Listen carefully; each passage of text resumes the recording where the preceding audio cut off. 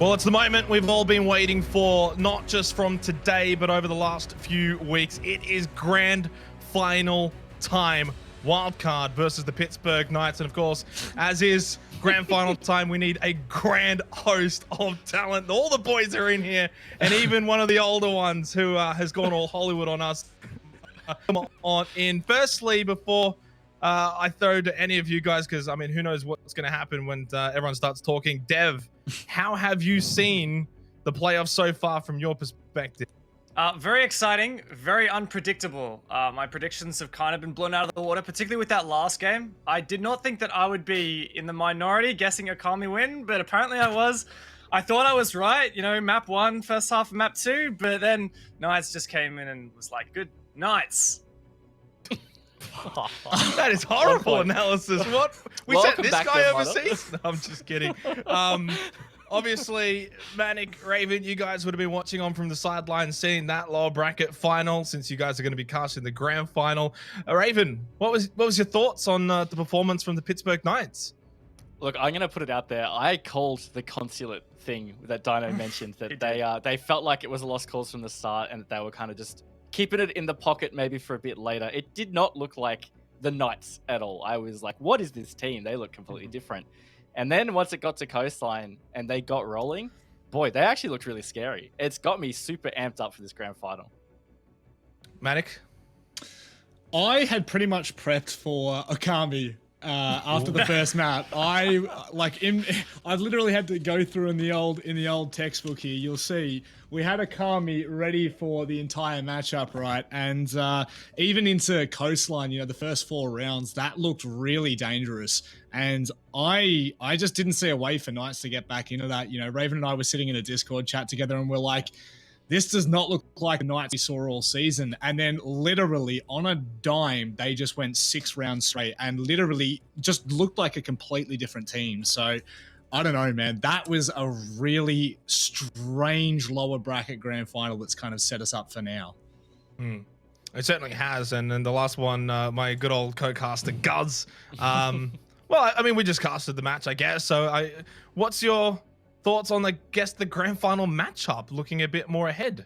Yeah, obviously it's difficult to look past wildcard. It always is, but Knights have put a big statement on the board. They literally just crushed Okami on that third map. Not even a contest at all, really. 7-1 in the end. So the Knights have put their best case forward. Whether or not that's enough to take down wildcard, who knows? Maybe not, but we'll have to wait and see. You certainly will have to wait and see, of course, though, guys. It's been amazing Oceanic Nationals over the 3 days. Day 1, 2, now, of course, day 3. Throwing it back over to Dev, I just want to ask, because it's been a while since you've casted Oceanic Siege, at least since 6 Masters, which was quite a few months ago. From a spectator's point of view, what's something that has maybe stood out for you? Not just, I guess, over the playoffs, but even the regular season. I mean, I guess there's a lot of things I could touch on in terms of results. It's probably what you're looking at more so, but I just want to point out this season, you guys have done a bang-up job production as well. Really enjoyed. I know a lot of people who've been watching it as well. It's just night and day. You guys have made some huge improvements, so credit to all you guys. But in terms of results, I guess it's just good to see that maybe some of these teams that were on an upwards trajectory like Knights, they've managed to continue that. Of course, they did really, really well in the 6th major, and I was hoping that that wasn't just like a strike of lightning, and it has come to show that they're definitely one of those top teams.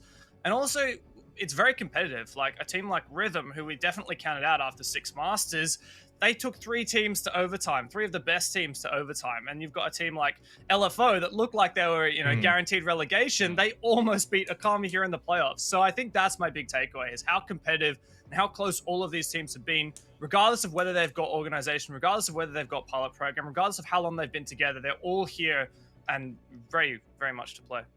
Yeah, certainly. It's been fascinating to watch. And of course, you know, the relegations as well to come. It's going to be interesting. It was unfortunate for Ferox that they dropped down there. They're not part of the playoffs. So yeah, you're right. It's been a very, very close affair. Although one team that has probably separated themselves from the rest of the pack, rightfully so, Wildcard. We're going to hone in and focus on them now for the grand final matchup. Roster aside, Manic, I'm going to throw it over to you. I feel like I just spin the wheel and just pick one of you. Give us your take on how you've seen Wildcard, I guess, dominate, especially after they did have a bit of a slow start to the season. Yeah, look, I think it's wildcard season has been quite interesting. You know, you look back at their earlier matches, they lost to Noble, which straight out of the bat in the second matchup of their Oceanic National regular season kind of wasn't warning signs necessarily, but with that new addition of Vinny replacing Ethan, I think there were a lot of questions surrounding what wildcard we're going to be able to do. You know, we've always looked to Ethan to really be the shining light, the big fragger, the big name that comes up in those big moments. And look, I think that we've spoken a lot over the course of the season at what has been, I would say, shaky. You know, the 8-7 against Ferox, the 8-6 against Rhythm, teams that we thought they would just run over, not necessarily having a good run in. So I think that without playoffs, I was kind of expecting the maps that they were going to be playing to be a lot closer than what they have been, because they have really shone on the back end, especially heading into what has been the past 2 days. And I think that it's just credit to a roster that we have really held as a Titan of ANZ for so long. I'll throw you under the bus next, Raven. Just the thoughts, I guess, of Wildcard's performances so far in the playoffs specifically, leaving the regular season behind. They definitely have stepped it up a notch in the playoffs, and they look as ever threatening as they ever have in the past. Absolutely. I mean, their absolute dominant performance against the Knights is quite a scary thing. And I mean, we're going to get to see the replay of that, obviously, for the grand final. But it just felt like no matter what the Knights were doing in that series, Wildcard were there to capitalize. And I think what's really scary is on top of the stars that we've seen step up during the regular season, such as Geo in particular, Diesel, I feel like, has stepped up his form in playoffs. I mean, yesterday, he had an absolute banger of a series. He was just nailing his retakes on Villa in particular against the Knights. I think he only ended up dying 3 times in that entire map. Just absolutely crazy, and that's definitely something you want to be scared of if you, as an opponent, or not want to be scared of, but you will be scared, is that when Diesel is in that kind of form as an anchor player, it's really tough to come up against. Well, you should know you're next in line now, Gus, I guess, because I've gone through everyone else. So it's a pretty easy knowledge there. Wildcard have been amazing, obviously, in the playoffs, but there was one match that it did get a bit close. It was Villa against Akami, 8-7. Now, they're obviously not going to be playing Akami in the grand final, but was there maybe, I guess, a sign of a bit of a weakness there for Wildcard even in the playoffs? Yeah, when I look at Wildcard, I get a sense of deja vu from Six Masters. We saw a flawless run for them through the bracket in that playoff series, and so far it's been flawless for them. Yes, it got very close against Okami, but outside of that, has there really been a genuine threat against Wildcard? There's a real possibility that they do a repeat here. They might have another flawless playoffs bracket, which in any national league is a very big performance and a very big achievement, if you would, for any team. So look, is there any weaknesses? Sure, any team has weaknesses. Any team can be beaten, right? But will Knights be able to capitalize on that? That's the question. It certainly is a question we'll have to see get posed later on. In terms of focusing on one of the players, for me, if it was to be anyone, it would have been Geo, but we're going to look at some of the highlights from Diesel throughout this season of Oceanic Nationals. And Dev, he's been a part of this team for quite a while now and is still ever as important. Yeah, very much so. He's really become the new heart and core of this roster, especially as Geo's Ethan's now been replaced, of course, by Vinny. And Diesel's just he's got such a brain for the game, such a great support player. But as from these replays, we can also see some huge moments of mechanical skills, some smart plays that are closing out these rounds for Wildcard. He is the backbone of that roster. He is that core support player, but he can also step it up when needed. And when you chuck him on someone like the Ace with this AK, when you chuck him on someone like Maverick, you just know that he's going to be stepping up in the fragging department as well. So a player that I personally have been a huge fan of for a long time and has certainly stepped it up this season once again. Actually, fun fact, he's got the most plants of anyone throughout the entire regular season of Oceanic Nationals at 9, topping Sushi in 6. So he's definitely doing his job as a support, but as we can see from the highlights, also in the fragging department as well. Little spinning of the wheel here. I'm going to land on Raven. Raven, who's been your most standout player for Wildcard this season? I think it's still going to be Geo, just in general. I think throughout the regular season, he was very consistent for them and had some really big performances. And when you think about the context of losing Ethan, that's what they needed. They needed someone else to be able to fill those kinds of shoes where they have those big games where they just absolutely frag out and can be that kind of consistent player. So Geo really filled that for them. And I think that was really critical for ensuring that they had continued success coming into Oceanic Nationals. But it's hard to not count some of these other players, and that's the scary thing about Wildcard is they're a very well-rounded team. Vincia had some matches where he went absolutely insane. Pat, Diesel, I've forgotten somebody. Imarin in particular actually also had some really big games. So, look, I think it's a scary thing. Geo, though, if he's firing, it's hard to see Wildcard be beaten, to be honest with you. Well, guys, what about the Vinny storyline in a grand final now? Yeah, well, I mean, Vinny only just joined this season, joined this roster this season. Of course, he jumped ship across from Noble and filled that gap of Ethan. There are still question marks as to whether or not he actually truly filled those shoes, or whether that role may have transferred over to Geo, for example, who is, of course, now one of the top fraggers in the region and by far the top fragger for Wildcard. But when you pose the question, who was the best team for Wildcard, I find that such a hard question to answer. Right? Sure, Geo statistically is the best player, but if it wasn't for the likes of Diesel, who we highlighted in that support role, Ethan, Emerin rather, as well, on that flex as well, like, would Geo actually be facilitated to be in this position? Probably not. And that's the strength that Wildcard have. The team relies on one another and not necessarily these individual players, which for the Knights, for example, they've been leaning heavily into Hayward, and they can't just do that against Wildcard. Yeah, last little tidbit here. I'll get you on the floor, Manic, and you can speak about whatever you want as long as it's Wildcard related. Look, I think that we'll highlight Pat in particular, because I know we've spoken about Emo, we've spoken about Geo and the likes of that. But I think Pat, yesterday for me, kind of came into light a lot more on the match with Villa. I think that, you know, him and Diesel, for example, play incredibly well side by side. We saw them anchoring on side a couple of times there. And I just think, just to reiterate what Guz is saying, the facilitation of these players, like, you know, for example, Diesel and Pat probably are the best players to highlight there, because they don't necessarily have the biggest impact when you're looking at the round as a whole in terms of the frag department, even though Diesel may have gone mental. But I do think that what this team really is allowed to do, it is facilitated by those support players, by the players who are willing to risk, let's say, the bigger plays and leave it onto the shoulders of someone like Geo. So I think that it's something that Wildcard have done for such a long time and are continuing to do, by the way, through 3 roster changes this year alone. So I think that that is a huge credit to what they've been able to achieve in both Six Masters and now Oceanic Nationals.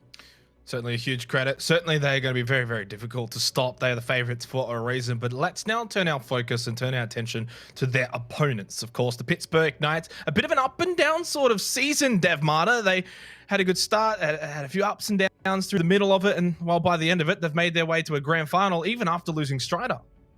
Yeah, very much so. Strider, another really old guard player here in ANZ, been around for such a long time. And you look at this roster now, and a lot of this is still very much young and upcoming talent. Like, yes, Dino and Hayward have now been in Pro League for a few seasons now, but I remember it didn't seem like that long ago when they were turning 18, making their debut. And we've got this young talent like Juicy, Josh, and Sage most recently as well, who have certainly made a splash here. And the thing that I love about this team is, despite being filled with young talent, they play like such a mature team. They know exactly what buttons they can push to really expose the weaknesses of their opponent. And yes, they've had some, you know, matches that maybe have gone a bit closer than they should have, and some disappointing losses. I'd highlight the 7-8 against Okami in the regular season. Also, they got dumpstered by Wildcard in the regular season, plus in the playoffs. But these guys have shown us so much, especially with that dominant performance against Okami in the lower bracket final just now. There is so much potential here, and they're definitely tapping into it. Well, there is, certainly is. Guz, though, I mean, we did see, of course, a bit of a weakness highlighted on Consulate in that loss to Akami in that first map. Not only that, but even going all the way back to the upper bracket round 2, it was an 8-6 win over LFO. They got pushed there. Coastline wasn't easy against LFO either. Is this the difference between Wildcard and Pittsburgh? Is that Pittsburgh still have these weaknesses? Well, we talk about map pools for teams quite often, particularly in these longer series. The grand final is a best of 5 1 map advantage. That means that there's a maximum of 4 out of the 7 maps in the pool that will be played. So the Knights need a deep pool. They cannot rely on 1 or 2 good maps. That just isn't good enough for them. They need to have at least 3 wins and can't drop more than 2 maps, otherwise they're going to lose. So it's going to be interesting to see how deep their map pool truly is and how many strats they're actually saving. I know Dino said on content that they were saving strats. I'm still not buying it. I don't think we're going to be heading there, but who knows? Maybe he actually is telling the truth and we could see Consulate play.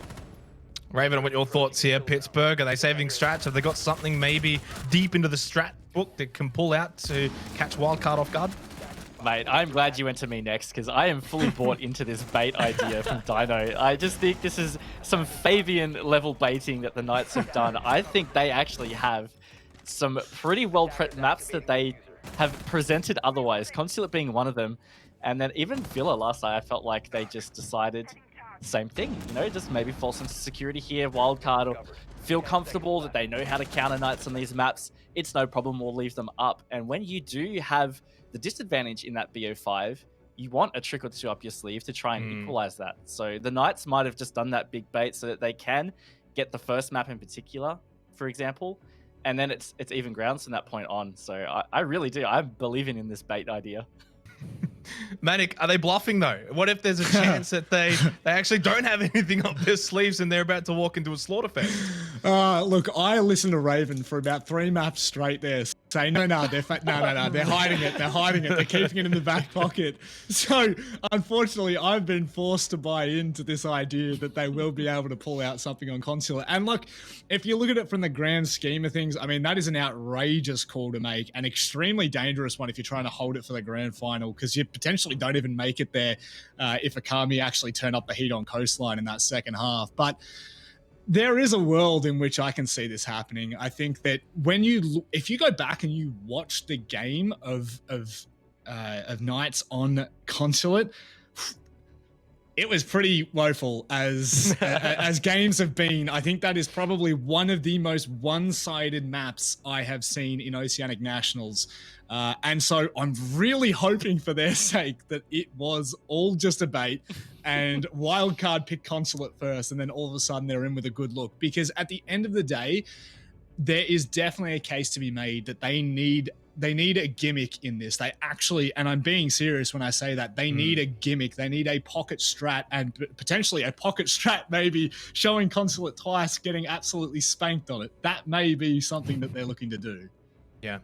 Well, something that is not a gimmick is Pittsburgh Knights' best player. Now, Dev, I don't even have to say his name. You know who he is. Talk us through why he's the best player for Knights. Yeah, well, it's funny. I mean, if you look at the MVPs overall of the whole season in each different category, like KOST, rating, KD, it's all dominated by Wildcard, except for 2 categories, which Hayward claims as his own. He is the king of entries and the king of clutches. And you can just see the entry kills that he's collecting, the opening engagements that he's taking his way. He is just a nuts player. The mechanics on this man, the micro decision making when it comes to gunfights, when to pick. Look at these flicks that he manages to pull off. You can never count him out in a gunfight. There's him giving Diesel a taste of his own medicine. And yeah, Hayward just been such a nuts player forever, and definitely that kind of the biggest tooth, I guess you could say, in Knights' giant maw that is ready to clinch down. Raven, though, who needs to step up to join Hayward and be that star player in a grand final series? Yeah, actually, I think it's obviously a bit of all of them because, as we were saying, Wildcard have a very well-rounded team. That's what makes them so good. I think the Knights have to compete that way, but someone that has been missing a little bit in playoffs up until maybe the Akami series was Dino. I remember last night he was just absolutely having a shocker, and he's been quite an influential player in the past for the Knights. He's often a backup for Hayward, as is Josh, who's also been a very consistent player for the Knights. So I would say Josh and Dino do need to kind of be in this game on top of Hayward because he can't do all the heavy lifting himself. And they're up against some sharp aimers on Wildcard. We've already talked about Geo, for example. So Hayward needs that backup. It needs to come from the other sharpshooters on the team. And I would really consider Dino and Josh to be the other 2 in that category. Guz, one that has been standing up throughout this season is season for the Pittsburgh Knights, now heading into a grand final. Do you sense that he's going to be able to step up to the occasion and have a bit of an impact? Yeah, that's the question, right? Players sometimes do struggle under the pressure, and there's no more pressure at this sort of level than a grand final, right? Against Wildcard, the best team by far in the region. So will he be able to step up and support the likes of Hayward, who do need that support? Another player as well that I want to mention actually is Juicy. I highlighted him in the pre-show, and my notes, in fact, literally just say, fantastic support player, does his job. And he did his job so well against Okabe. If you weren't watching, he just smashed them with the Montang. It was insane. He was just walking through their defense and causing so many issues. If he can get in the face of Wildcard a little bit and try and disrupt a team that loves to be super structured and loves everything to be in place, just having him as this wild pocket strat might work out. And if he is consistent like he was this afternoon against Wildcard, he could be a real threat. Manny, give us your thoughts, I guess, on the roster surrounding Hayward. We know Hayward's going to show up. We know he's a big piece of the puzzle, but it's the support players. It's the other guys on the team that need to stand up in this grand final if they're going to have any chance. Yeah, and I think that you can't really cut it any other way. It has to be the entire team stepping up at this point. You know, we can look to Hayward to have a big performance, you know, potentially look to potentially, maybe I'll say it a couple more times, open the game up and give them a look in with rounds potentially they don't, oh my God, I've done it again, that they don't actually have. It's now my favorite word. But I will just say, potentially, I will say this. Sage has come in to this level of gameplay and he has taken it in his stride, which is funny as Strider is the player that he was replacing, but he has really stepped up. And I think that he could be attributed to some of the earlier games, especially when, you know, you are looking at those roster changes potentially being far out something that shakes things up. This is the problem, right? Because I'm trying to sell that Knights can come back in this. The biggest concern I have is Wildcard are just heads and shoulders better than any team we have in this region when it comes to a best of 3 or best of 5 series. And if you don't believe me, here's a very quick stat. 15 maps they have played in best of 3 or best of 5 styles. They've only lost 1, and that was the Pittsburgh Knights in the major of last year. So that is the context and why I continue to say potentially, because Knights are going to have to step up and play insanely good in this best of 5 series that is already defaulted into the favor of Wildcard. Yes, thank you very much, Manik. I potentially thought that would never end. Let's turn our attention over, I guess, to the maps. We'll go to you, Dev. Obviously, best of 5 map pool, very important, and we all know Wildcard's got a very strong one. Yeah, very much so, and I'm glad that, Rob, you're back, because you mentioned it. The only map that these guys have dropped in a best of 5 series was actually 2 Knights recently in the 6 major August, and that was Oregon. Admittedly, I don't think Wildcard were expecting that to come through. I don't think they actually knew exactly what the veto system was, because it was pick ban rather than ban pick. And historically, Wildcard are a team that have this really big map pool, but they often have like an insta ban. It used to be Border back when that was in the case. Everyone remembers. I know if you like to Alex, oh, we're playing Border. He's like, sorry, what's that? Never heard of that map before. But now Wildcard, like you look at their stats over the last little while, and yeah, they dropped 1 map to Noble. It was a really close one on Cafe during the regular season, and that ended up being their ban last time they played against Pittsburgh Knights in the semis, so or in the upper bracket final. So I guess you could say that Wildcard, they kind of trump Knights here in terms of almost every single map. And that's why I totally agree with what you were saying, Raven. I definitely think Knights have to come out here and do 2 things. 1, have some good pocket strats, some good counter strats, bait them into the consulate pick. I love all that good stuff. And secondarily, when it comes to something you said, guys, when it comes to those more structured maps where Wildcard knows how to play, just Knights, bring all that fire and just make it so Wildcard cannot play structured. That's what I think you got to do. Yeah. Was there anything you agreed with, Manik? Because you mentioned Cuz and Raven. No? Okay, cool.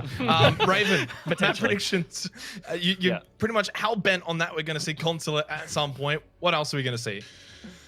Yeah, look, I think we'll definitely see Villa again. That's another one where I feel like it was a bit of a bait in that upper bracket final as well. So I think Villa and Consulate are certainties. Clubhouse, I'm sure, is going to make it through the veto as well. They're the main 3 that I think we'll see. There is a bit of a up in the air, I guess, with what we might not see. I'm expecting Oregon won't get through. That being said, Wildcard did have a big performance against Okami on it in the end of the regular season there. It was 7-5. So they certainly can play it now. And like Dev said, I felt like they were surprised about it in the August major. And while Oregon was also a lot newer to the map pool at that stage, it hadn't been developed as competitively as it has been now. So I dare say there's not really a map in Wildcard's map pool at the moment that is just a total insta-ban like it used to be back in the day. Obviously, Raven and Dev covered a lot of it there. Guys, have you got anything that you want to include? I mean, when I look at the map pool, see, obviously, that wildcard's got a deep one, but I genuinely believe that Oregon will be their insta-ban, right? You look at it, it's appeared twice since it's been in the map pool, and the times that it hasn't, 5 of those occasions, they were the one that banned the map, which suggests to me that they're not overly comfortable on Oregon. Maybe you could make the argument that they're hiding it. Don't think they'll be willing to reveal that here in this final. They'll probably save that for the major if they really have to. So Oregon, for me, will be wildcards insta-ban. If we want to talk about the Knights, 2 maps probably come to mind for me. Theme Park is one that's, again, only appeared twice since it's been in the pool for them. Banned out 4 times by them, so maybe that's not a very comfortable map. And look, I'm not buying Dino. Consulate has to be a very close second for an insta-ban. If they do go to Consulate, if they play it the way they did against Okami, they're going to get absolutely slaughtered. So I really do hope that Dino was joking. Or actually was serious that they baited it, yeah. Manic, do you potentially have anything to add here before we reveal the maps? Potentially. Theme park, that's all I want to see. I don't care what happens. I just want to see theme park, man. Let's just, I'm more than happy to get into it. You guys have covered more than enough. I think at this point, the only thing I'm going to add is yes. Yes. Let's go. Well, let's go and have a look at the bans first and foremost. And Consulate is off the board. There are no tricks. There are no bait and switches. Wildcard will also take out Cafe. Raven, I'm going to throw it straight to you. What do you think of this? Double bait. I am utterly devastated to the core, Yogs. I wanted to see Consulate replayed. I wanted this to be a big bait. Maybe it still is, you know, maybe it is still a bait for the major. And this is just like an extra layer on top of it. But no, I think, look, either way, bait or not, probably good to take it away because Wildcard have proven that they are strong on the map. If you want to go back to the regular season match they played against Elevate, they dismantled Elevate on Consulate also. So it's definitely a strong one to take away from Wildcard. I think at the end of the day, it's a good choice regardless. Well, let's have a look at the first 2 picks. And as they are revealed, Dev, Marta, I want your thoughts because we're seeing Coastline picked by Knights and Clubhouse picked by Wildcard. I just will, before I touch on the picks, 2 cents. The Consulate ban from Knights, it was a bait because I'm like, why would Dino, if say in his interview before the map video has been done that they wanted to play Consulate, I mean, like, why would you do that anyway? It's the triple bait, the quadruple bluff, whatever it is. Coastline, well, we saw how good Knights can be on that map earlier today against Akami with that crazy 6 attacks in a row, I think it was. And Wildcard, they beat Pittsburgh Knights on Clubhouse during the regular season, so this seems pretty predictable for me. I think this is a set of maps where both of these teams would be expecting to go first up. So I think this is pretty good territory. If I recall correctly, last time these 2 played each other in the semis or the upper bracket final, Coastline was the decider map, if I recall, or maybe that was against Akami. So, you know, Wildcard are no strangers to Coastline. I think that, again, this is going to be pretty good maps for both teams, but I wouldn't be surprised if Clubhouse does lean more so towards Wildcard. Guys, we just saw, obviously, Knights on Coastline, and after a bit of a slow start, they obviously stormed home against Akami. Is it fair to say this is really going to be their best shot of getting a map against Wildcard? Yeah, well, we mentioned that for the Knights to be a decent chance in this best of 5, they need to bring out some pocket strats and try to make Wildcard feel uncomfortable. And Coastline is a map where if you play it right, you can make your opponent, particularly on the defense, feel extremely uncomfortable. So we don't know what sides they'll be starting on. Knights, of course, picked it, so I'm assuming Wildcard get to pick sides, which means that the Knights might have to put up with that defense in the first half. But when the Knights are on the attack, it's imperative that they just go berserk here, throw everything they have at Wildcard to make them feel uncomfortable. And if they can take that map pick, that then evens out the series 1 apiece. And then it really comes down to, you know, Clubhouse, which will go Wildcard, and then it could go back and forth from there. Well, Manic, I'm not going to bully you here. I'm sorry. I love you. I'm a very kind host. So what I'm going to do is I'm going to give you the floor here as we unveil the next 3 picks. You can discuss the bans and all of the picks as they are unveiled right now. I mean, to be honest, I am disappointed that we're not going to see Theme Park. That is my analysis on all of this. But I think we've seen so much Oregon, so much Villa, so much Clubhouse throughout the entirety of the Oceanic Nationals regular season. I'm pretty sure they lead the stats in all. So it doesn't surprise me that those 3 are in there whatsoever. We know Clubhouse is just, for me, it has always been a map that I I don't think I could ever call it against Wildcard. No matter how close it's been in the first half, Wildcard still just managed to impress me on that map. So I think heading into Oregon and Villa, I mean, the biggest concern right now is Wildcard start off with that one map advantage. I can't see Knights really being able to. I know this is probably going to be a little bit, but I just can't see them beating Wildcard on Oregon. And then again, if we get to Villa, I don't know, man. Like Wildcard are just, for me, have just shown so much perseverance. I mean, Villa has only been shown once throughout the entirety of Oceanic Nationals regular and playoff season for Wildcard, but even then, they had a really good game against Akami on Villa, obviously. But I think that came down to Akami playing incredible Siege, and still Wildcard stood up to that challenge. So for me, again, just reiterating what we've been saying throughout the entirety of this pre-show, Knights have to turn up on those first two maps, and they need to put that pressure onto Wildcard from the get-go. They cannot allow them to get comfortable. Raven, here's your co-caster. Do you share the same concerns? Yeah, I definitely do. Coastline is so critical for Knights, honestly. If they lose that and they're down 2-0 in the series straight out of the gate, that means they've got to get 3 maps in a row. It's the whole reverse sweep scenario. And Wildcard have basically lost 3 maps, I think, when you look back all the way to 6 Masters. You know, if you count 6 Masters, the major, Oceanic Nationals, it's basically the amount of maps that they've lost in that period, which is a long time, right? And right now the Knights are charged with having to get 3 maps in a single series to be able to take this. So it's going to be tough, and they need to start off with that positive mindset, get map 1 in the book. It does negate that map advantage at stage then, and it feels more comfortable.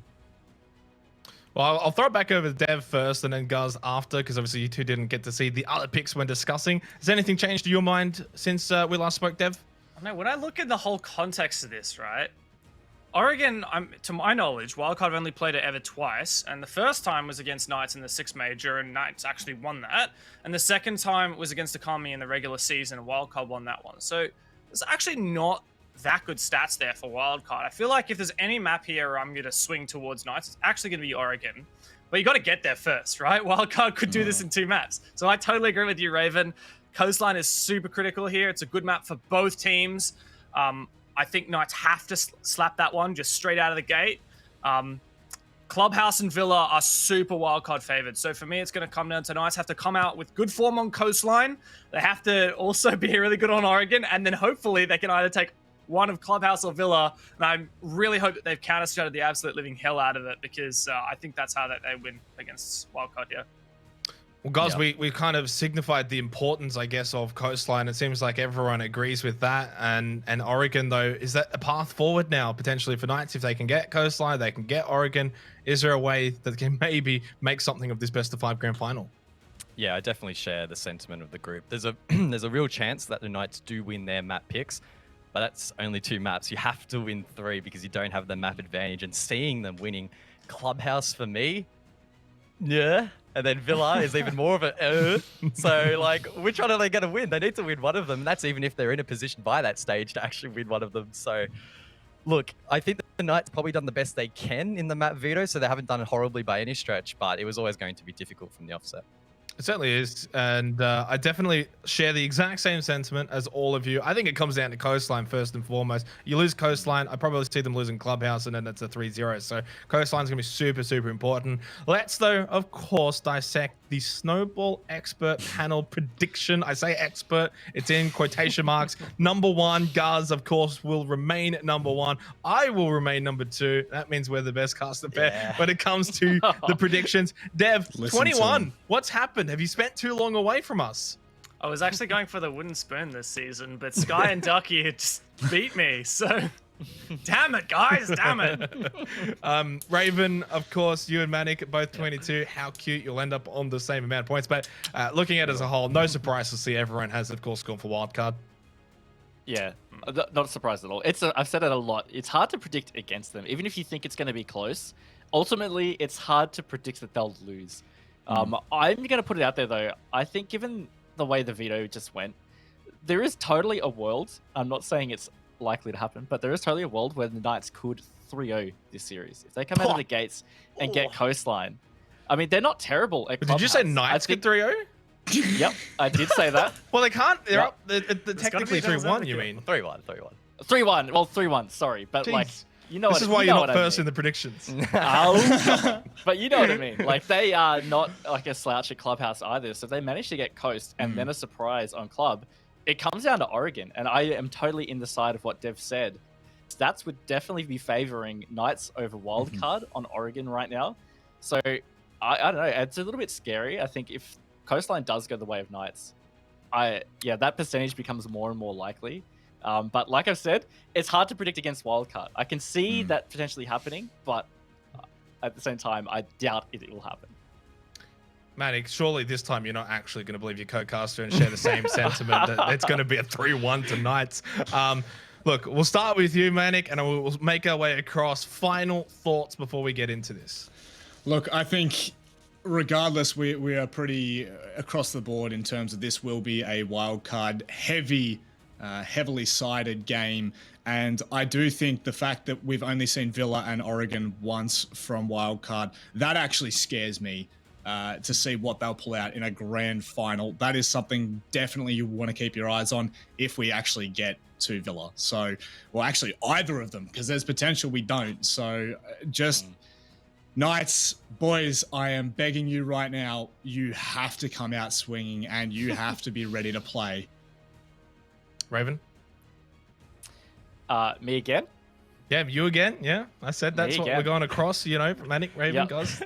Okay, yep. Look, I think it just to reiterate, Knights are got to win Coastline. If they don't win Coastline, I think it's just too grim. Wildcard is going to be too strong at that stage. Guzman Gomez?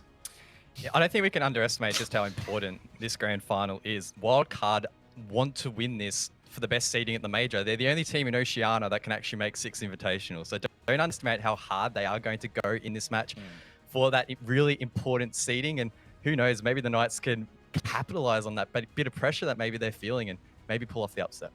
Final thoughts from Mr. Hollywood himself? Yeah, well, to add to that, guys, Wildcard have won back-to-back Oceanic Championships now. The inaugural Oceanic Nationals 2020, if they win this, plus 6 Masters. Before that, it was a rough slog. Invitational did not go well for them. They came off the back of probably the darkest time that Wildcard has ever seen. 2020 started really poorly. They brought in the new blood. They lost Ethan. They bring on Vinny. This is their moment to really set themselves up to take the Invitational 2021, to get themselves there. If they can win this game, they get straight into that major grand final. They win that, they're qualified for SI 2021. And I think that's really what Wildcard has on their minds right now. But guess what? They've been sitting there. Everything on paper says Wildcard, but they're just sitting there all day watching Knights just have their way with Akami. Knights have been in the server, warming up, having a good old practice scrim against Akami. Now they're going to come in red hot fire, ready to go. They take Coastline, and suddenly I'm going to start to look at those snowball predictions with a little bit of suspicion that we might all have egg on our face by the end of today. Well, thank you very much for your thoughts, your time as well, Dev, and to you as well, Guz, for this season. But this is it. It's the moment we've all been waiting for, the grand final, the best of 5, the 2 best teams. Pittsburgh Knights will be up against Wildcard, and they must get off to a good start against Wildcard on Coastline. Over to your casters, it's Manic and Raven. Thank you very much. And gentlemen, a pleasure it has been throughout the entire season with you. And what a joy it is for Raven and I to bring it into the grand final. I can't reiterate enough. This is a huge opportunity for Wildcard to set the standards, to set the statements for the next 6 to 12 months. It is all going to come down to this best of 5, and a lot riding on the line here, as the winner will, of course, secure that grand final spot come that Oceanic Major. Yeah, look, that's an important point. We're talking about the seeding advantage. It is literally, if you win this grand final, you will make it into the Oceanic Major grand final by default as the first seed. So that's a big deal. And to highlight what we were talking about with Wildcard, they are in the position to make SI should they win the November Major. So that is definitely going to be on their minds right now. And in that vein, I feel like that puts more pressure on Wildcard in this instance right now. For the Knights, if they end up losing a series, in a way, no skin off their nose, yeah? Like, they're going to be second. They've still got the major position, all that kind of stuff. But for wildcard, if they end up losing this, they have to think about dealing with Okami to make it to the grand final of the major. So pressure totally on the side of wildcard. Certainly is. And the fact, you know, when you look at the track record of what Wildcard have really been able to do over the past 2 seasons with all of their roster changes, it is still quite triumphant. And like I was saying, I'm really looking at Wildcard. The target is on their back, and this is where they need to be making the statements. Now, a statement has already been made against both Okami and Pittsburgh Knights. I will just remind you, the run-in that Wildcard had a 7-3 victory on Clubhouse, an 8-7 victory on Villa against Okami, and then backed it up with 2 knockout performances against the exact team that is in the server right now. 7-3 Villa and 7-2 on Consulate. So they have really come into playoffs ready and raring. So, Raven, what are we expecting in this? We know Knights have to get off to a good start. Do you think the bans are going to help them whatsoever in this? That's 2 massive roam operators on that attacking side just gone. Yeah, look, the Lion ban is a bit of a baffling one for me. I'm not sure I've really seen Wildcard use a lot of Lion to the point where I would say, hey, boys, let's ban it. That's going to put a big dent in their armor. So, I don't know, there's probably a lot more behind it, but I can't really see the reasoning right now. Outside of that, Jackal's always a good ban because it means that it's harder to hunt down the roam, like you were saying. And on top of that, getting rid of the Valkyrie on the start of Wildcard, that does make roaming a touch trickier because you generally are doing so with less info. That's the great thing about Valkyries. You can chuck those cams around. It's low profile. Rush, hello? Hello? Yeah, that's a way to start it. It's Wildcard initiating. The diffuser's already down. Oh my word. Absolute mayhem here. Sage and Hayward to try and claw this back. Wildcard, they set the pace. They set the tone for what is this best of 5 grand final. And by God, Knights, are they shaking in their boots? Because that is terrifying. That is a fantastic decision from Wildcard because Knights would have been feeling a lot of confidence coming out of that match with Okami. Dino loves to be a little bit cheeky in those interviews. You know, he talks about how they're always going to stop their opponents, and he talked about the bait, obviously, with the Consulate on Okami. And for Wildcard to just come out and, you know, the bit of a BM with the rush, humiliate Knights, put them back in a box on what we've always highlighted as this is going to be one of the most important maps in this series. I think that is such a solid statement from Wildcard. Certainly is. We actually, little less than 2 maps ago, we saw the attempt from Okami on that rush in Hookah. And Knights repelled it extremely well. They kept 4 alive that time. This is the thing, Wildcard, there is absolutely no way you're expecting that out of the gates. They are a team that are slow and methodical on their attacking side. I know we've spoken about it multiple times, Raven. The new changes that have been made to this roster, it does allow them to kind of go explosively, and we are seeing more and more of it. Just to bring your minds back to the Elevate matchup on Consulate, probably one of the most aggressive games I've seen from them. And this right now, it really sets a tone for Knights that they have to be careful. They really can't be looking at any sort of gimmicky play on their defense regardless. It is going to be that 1-0 start, and Wildcard will be cheering in that fact that we do see Knights reattempting Kitchen. Yeah, really important for the Knights that they don't let that bother them too much. If anything, that should be a challenge that they need to accept. They need to rise to this occasion. They've made it all the way to the Oceanic Nationals Grand Final. You don't want to let Wildcard put you in a box and then you just have to go home with your ball and that's it. Like, you want to step up right now. I think the Knights are definitely a team that can do that with their aggression. So if I'm Wildcard, now that they have to switch back to this more structured play, I would be a little bit mindful that the Knights are probably going to try and throw it back in their face. You see Dino here. He looks pretty keen to try and peek towards the hookah door. Pat, not too afraid though, enters through as the Mozzie does catch a drone. It's going to affect Wildcard just a touch, but Pat has made some great forward aggression here onto Cool Vibe stairs. It's certainly pushback Knights. You could see Dino previously playing a little bit more lackadaisy up there. Wasn't able to find the encounter he would have wanted to. Gosh, But for a second there, might be an inkling as to a cheeky push, but Pat is watching that and watching it really firmly.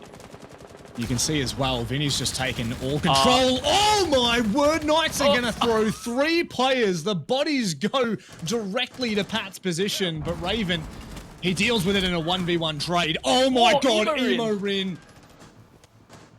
Raven.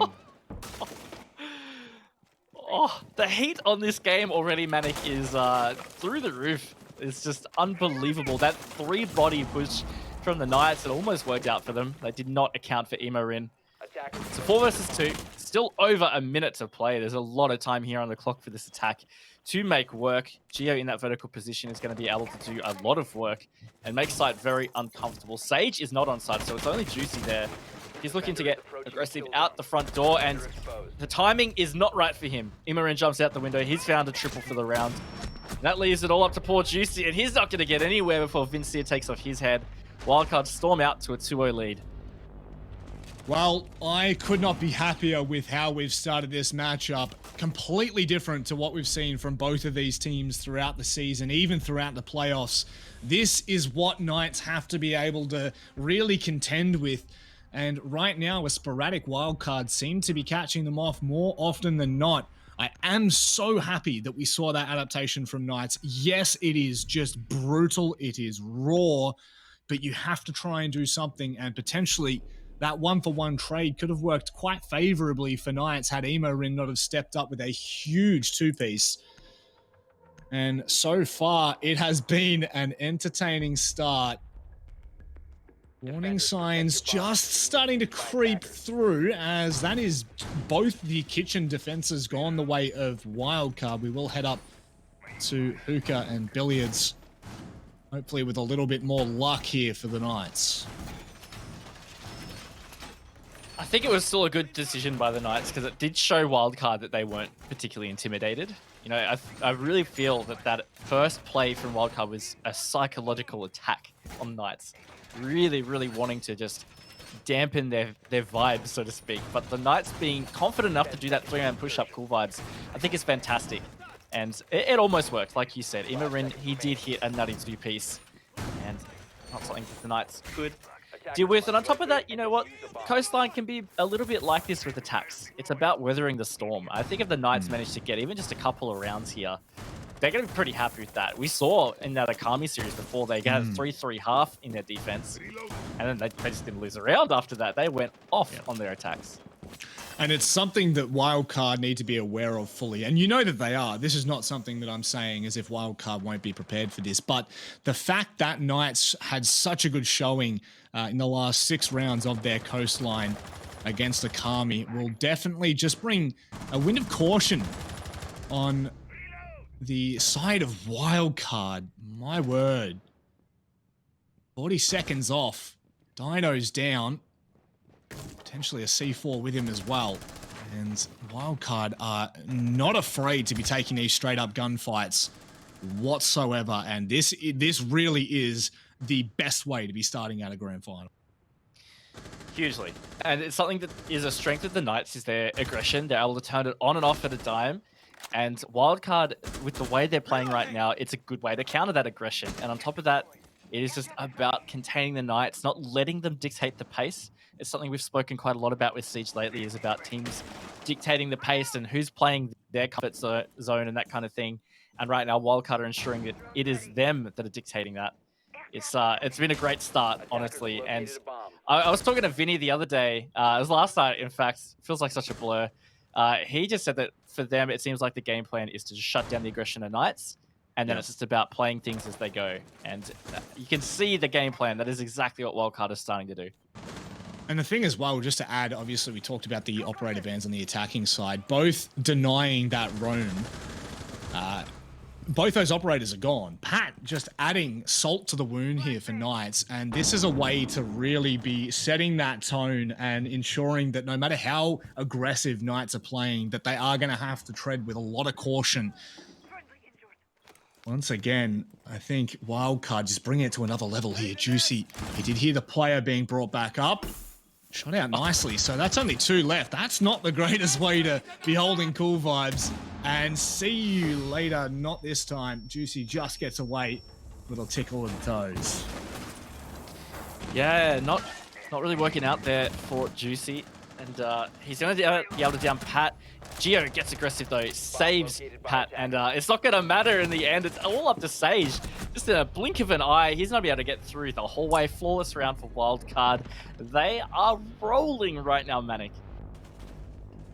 And like, how are you going to stop this? How are you going to stop this forward momentum of Wildcard? We know obviously Okami had a pretty similar start, all things considered, on Coastline. Again, only 2 maps ago, and Knights were able to almost stop them like a stick in the mud. So, without a doubt, they can reach deep and make that work. But they need to be doing it, and they need to be doing it now. This is the warning signs, if ever I had seen them. Could we potentially see a very quick grand final? I will just reiterate the fact that this game, Wildcard Knights, was played last night. 7-3 and 7-2 Wildcard took the opening map, so Knights have already expressed their discomfort in playing this roster. And now they have to stand up. It's time. See what Knights can do to stop this momentum from Wildcard. Of course, it's always going to be tough on Coastline defenses right now. So they're going to Blue Bar Sunrise. Haven't seen from them yet. They struggled with this against Okami earlier. They looked comfortable on Coastline overall, but with defending this side, I think they were 1 from 3. So it's not a solid site for them in general. And Wildcard, you can already see it. Like, they are ready to punish any mistake that the Knights make on these plays. They need to be really pinpoint precise with the way that they're playing against Wildcard.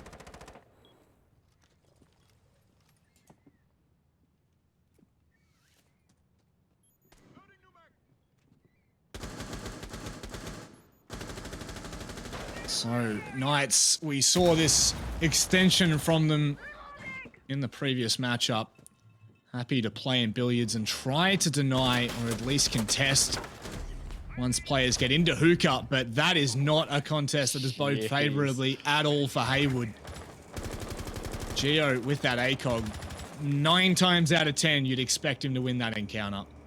And once again, the opening pick into the hands of Wildcard. That's a great point. All 4 rounds, Wildcard has had the opening kill. It's just not working for the Knights at the start of these rounds. And on top of that, losing Haywood earlier, we talked so much in that pre-show about the importance of Haywood to this roster. And we talked about other players potentially stepping up to assist Haywood. But right now, Haywood's just getting put back in his place. He isn't able to have any kind of effect. So it's not so much about the other players stepping up. It's about the Knights right now stepping up. Certainly the wing conditions were a lot harsher into the side of Knights, and Pat, he will surely be able to flush out Dino here, who's just sitting on a bit of an off angle. So if Pat turns the corner, potentially he's not expecting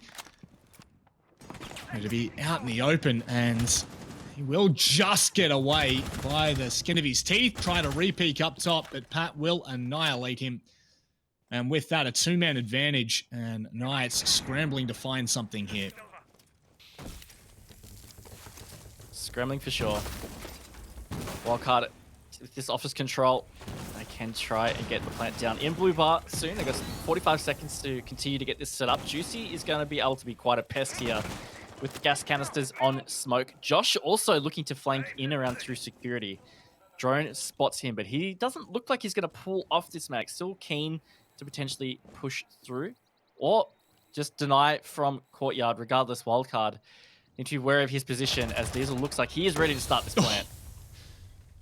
Oh, you said they had to be aware of his position, and it looked just like it. Oh my god. my gosh. Back-to-back flawless rounds for Wildcard. They are hitting a new height with this roster, and it's showing right now in the Oceanic Nationals playoffs grand final. Oofed. Oofed is right. Look, we highlighted the importance of Coastline to Knights in this best of 5. Given that Wildcard have that one map advantage, they've got to come out of the gates in their map pick. Not only just to try and equalize the series count, but also just for their confidence and to not let Wildcard get a little ahead of themselves. If they do lose this map, ultimately they're going to be facing that 2-0. It's just not a great position to be in. It's hard enough for teams at the moment to be taking a single map off Wildcard, but to have to try and go for that reverse sweep 3 in a row, it's a really big task. Attackers need to locate and Well, I will just reiterate the only 3 teams to do so, which is a single map, by the way. The only 3 teams to do so: LFO, Knights, and Noble. In the past 2 seasons, that is including playoffs, that is including the major, only 3 times have Wildcard dropped a map. Stats are damning. Regardless of how close it's been this season, me personally, this is exactly what I was hoping to see from Wildcard on the back end. Really putting any thoughts of doubt to rest. And this is an incredible way of doing it.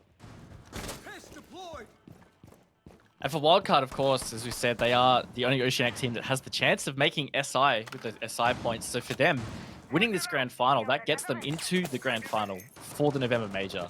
That's a big deal. And likewise for the Knights, of course, if they are able to win Oceanic Nationals grand final here, being able to avoid having to play that semi-final for the major is huge. And it's also a prize money implication because each 3 positions in the major have different tiered pricing.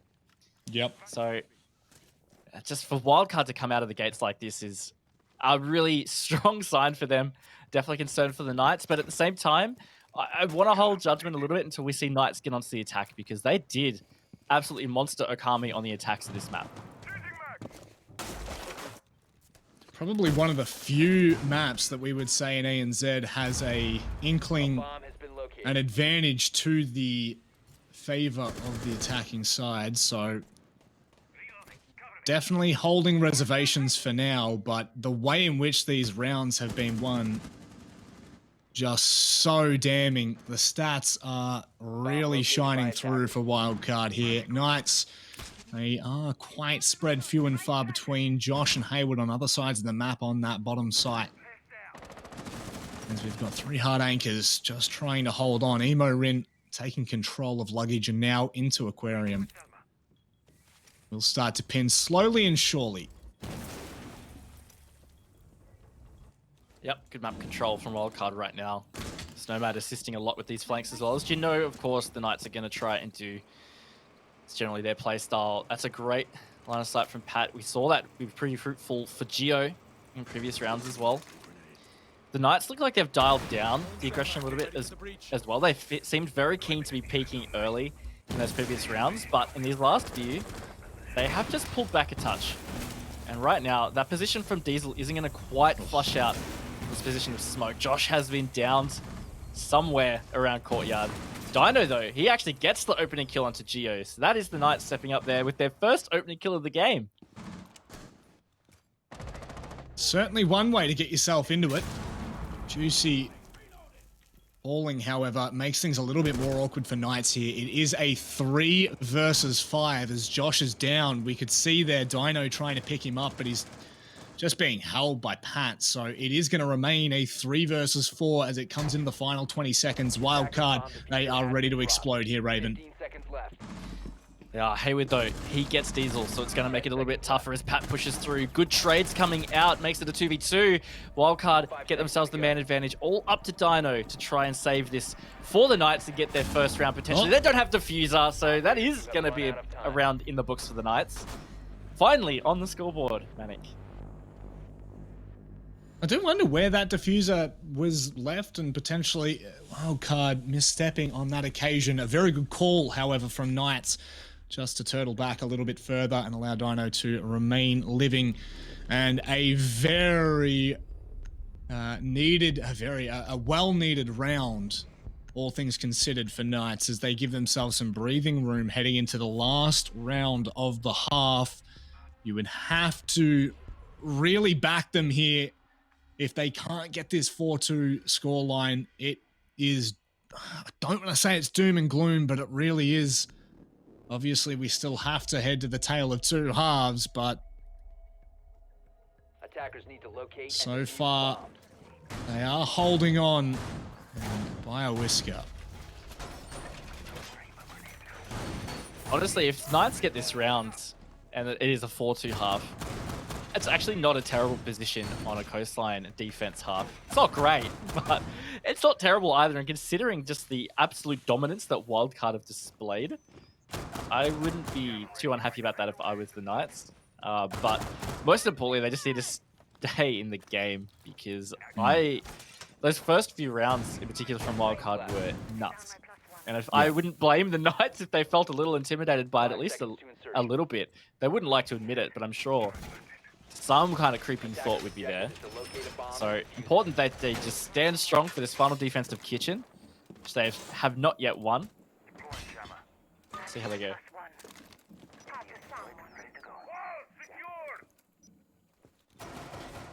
Once again, just reiterating that Wildcard do have that default map in hand, so this would spell disaster if they cannot convert.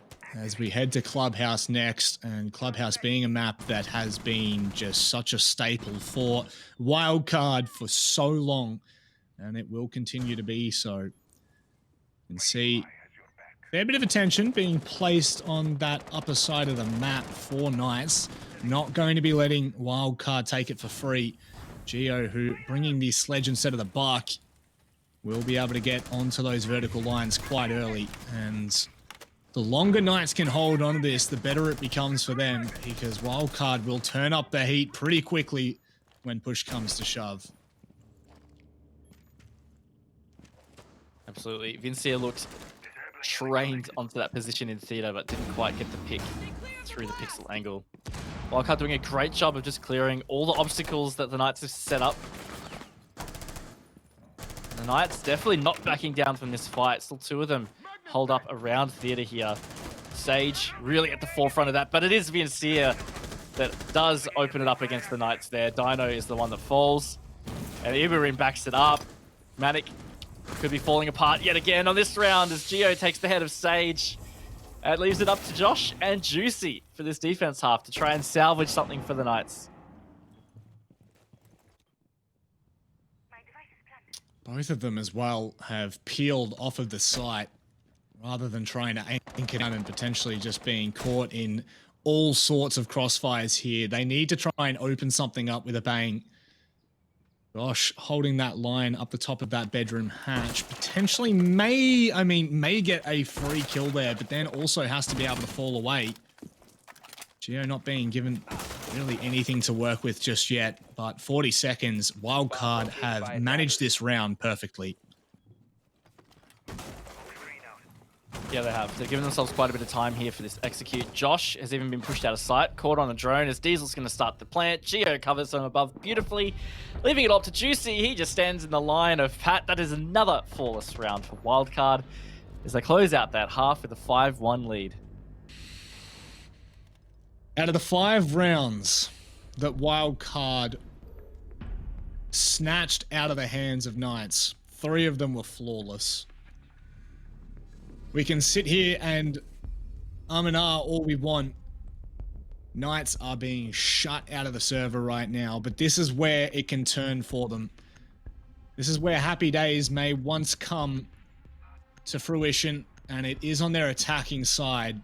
We saw 3 or 4 flawless rounds, not flawless, flawless in execution, if you will, rounds from them against Akami once things turn. So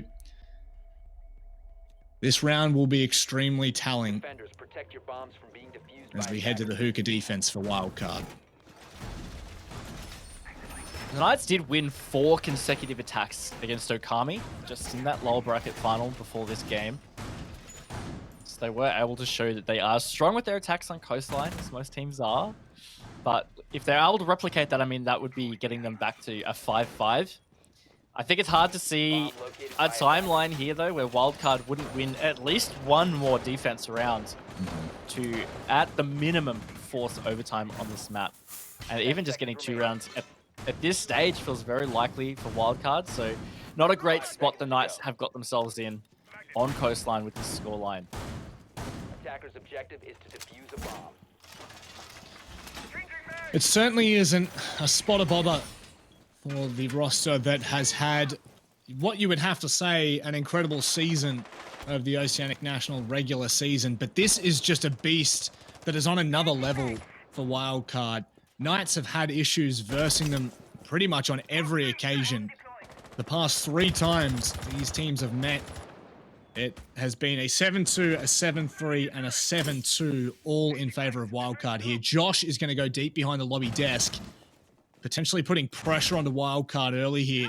It might alleviate a little bit of space just on the other side. Emo Rin won't expect him.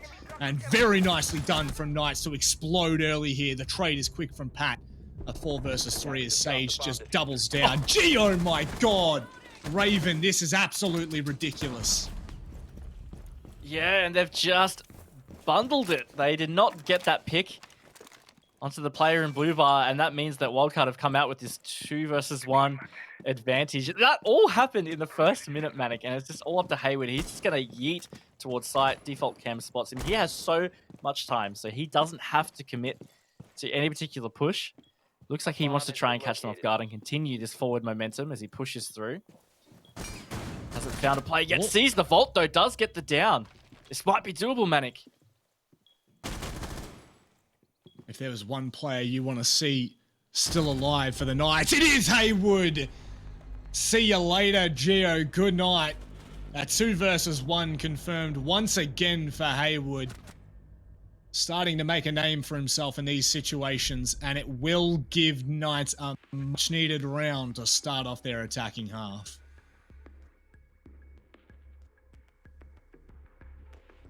Was a good start, to be honest. They almost implemented a very similar rationale from Wildcard. They just identified rumors and they went straight for them aggressively. They wanted to come out of the gate swinging. They have put another round on the board. So good start for the attacks, but still a lot ahead of them. Now this Twitch pick from Juicy, we actually did see this implemented against Okami. It worked out very effectively. I remember you pointing out, Manic, that he actually used, in the prep phase, his shock drone to clear all 3 ADSs against Okami. I would definitely want to keep your eyes on Juicy. The only issue is Vinny bringing that Mozzie, so that could be a little bit of spice for Juicy to have to be at least cautious of. And he will, at the very least, prepare himself near that kitchen entrance. And there's not going to be any util for him to really lay waste to on site as of yet. Wildcard happy to prepare the round with the renovations, the reinforcements before they look to make any kind of decisions. But if they can get a good read on that on Emo Rin and where he is exactly, they could really burn through them quite early and just alleviate the pressure of all that utility needing to be used. And it's a good spread here from Wildcard. They've got Vinny set up in Sunrise just to ensure that the West presence on that first floor isn't taken early by Knights. But they also have 2 players dedicated to the vertical roam up in Penthouse and Theater, being Geo and Imoring. So it means that there's no easy map control for the Knights to take, other than if they take Office or Blue Bar. That doesn't really help a lot with their progress towards site or the pressure onto site. It's a very spread defense from Wildcard, but it's great because you don't want to have players sitting in kitchen, in particular on this defense. It is a sketchy place to be sitting, especially once the attack gets some verticals and VIP.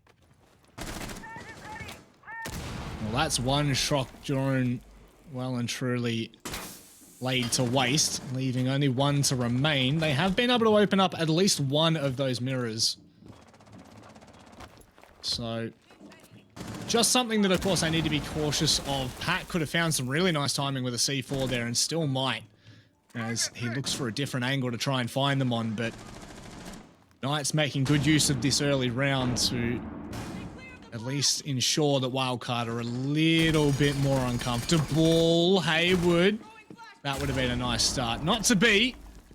They do waste a C4 and a mirror early on. Yeah, I mean, that C4's just given extra verticals that the Knights would have got anyway. Josh finally gets the opening kill. Opening double, in fact, to clear out that roam. Beautifully played from the Knights. They're trying to pinch Geo. He is down now. This is looking good for the Knights, Manic. Good, better than ever, in fact. Oh, wow. Oh, boy. Knights are turning up the heat. A flawless round for them. And they will convert a third. This now starts to make the storyline a lot more interesting. They have turned up to play. Wildcard are not going to be given any freebies whatsoever. Third repeat of Hookah coming out here from Wildcard. Third? No. What am I saying? Second. But look, the statement that the Knights have made with their attacks has been great. I mean, it's the same kind of statement we saw from Wildcard, looking very strong with these attacks. And that makes this comeback feel a little bit more possible. You know, Manic, we were writing it off that it doesn't seem likely that Wildcard wouldn't get at least one round. But the fact that went flawless and just the strength that the Knights have showed with the early parts of these pushes, like in particular, is great to see. Hookah did almost go the way of Wildcard. Of course, they did come down to a 1v2 for Hayward. But at the same time, it was still a solid display from the Knights. So I am starting to get concerned for Wildcard, but I'll hold that off a little bit longer. Reservations can just sit in the wayside for now, Raven. It'll surely come to light. Once again, Juicy's sticking the Twitch. So Pat as well was hunting that down. That would have been a big start. Obviously, early on, losing that shock drone wouldn't have been the greatest of impacts, I'm sure, that the Knights were looking for. Regardless, it does not happen, and Wildcard, they really need to tighten this up. We could see how aggressive they really were on that first round, you know, really looking to open up those fights, trying to trade as quick and as promptly as ever. Hayward had to pull up big with a 1v2, so definitely look to the approach of Knights. It looks to be similar with Josh and Hayward both coming from lobby once more. And another quite spread defense here from Wildcard, just ensuring that the Knights can't get any free or easy map control. It's Geo hold up in Sunrise and Vinny hold up in Kitchen. And the Knights look keen to flush out at least one of them. Immorin being the flex go-between around Courtyard here. They've actually got another one below. I mean, there's one on site if that's the case. Vinny under a bit of pressure here, but they've been able to burn off at least a minute at this stage. You know what the Knights are like, though. They will pull the trigger and just go. So I'm sure Vinny is starting to call out to his teammates that he is under a lot of pressure. These flashbangs finally do get him flashed.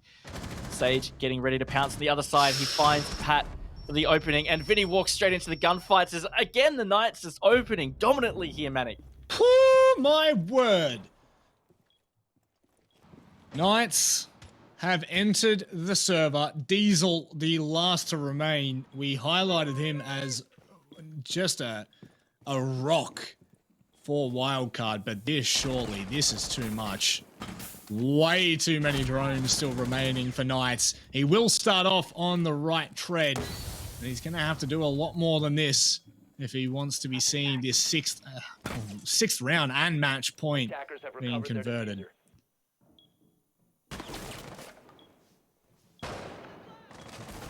Definitely going to be tough. He's got a lot of time to burn. He's still got 2 gas canisters in the pocket. Finds one on the double window. Hayward. It is followed up by Josh, though. Knights, they've found 3 in a row. And they are starting to mount this comeback.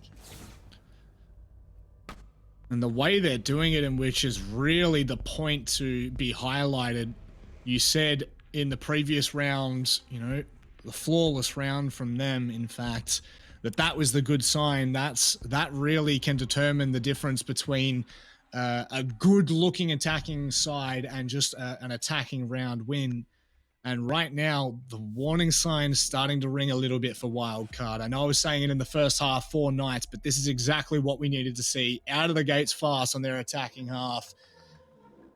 And on the back of a flawless round, they find 4 openings, all unattended by Wildcard. It's only the Diesel who manages to find 2 in the end that really makes that even somewhat close. I say close in full reservation as well. Yeah. And as Wildcard, they move back to bar. Raven. It's a good point. Like, that was a near flawless round anyway from the Knights, given that it was a 5v1. Yeah, like you said, Diesel got a couple, but they were kind of just consolations. And I was saying, as we were about to get to the half switch, it's hard to call a game over on Coastline when you've only seen one attack half, because it really does seem to favor the attack these days. I believe I heard Xenox say the statistic, or maybe it was Guz, the statistic in the first series we had today, where in OCN, the attack win percentage on Coastline is hovering around 68% at the moment. It's actually quite a solid favor on the attack. The Knights are really showing exactly why that's the case, as did Wildcard, I would say, in their first round. So maybe it's just a matter of, can Wildcard even get one of these defenses?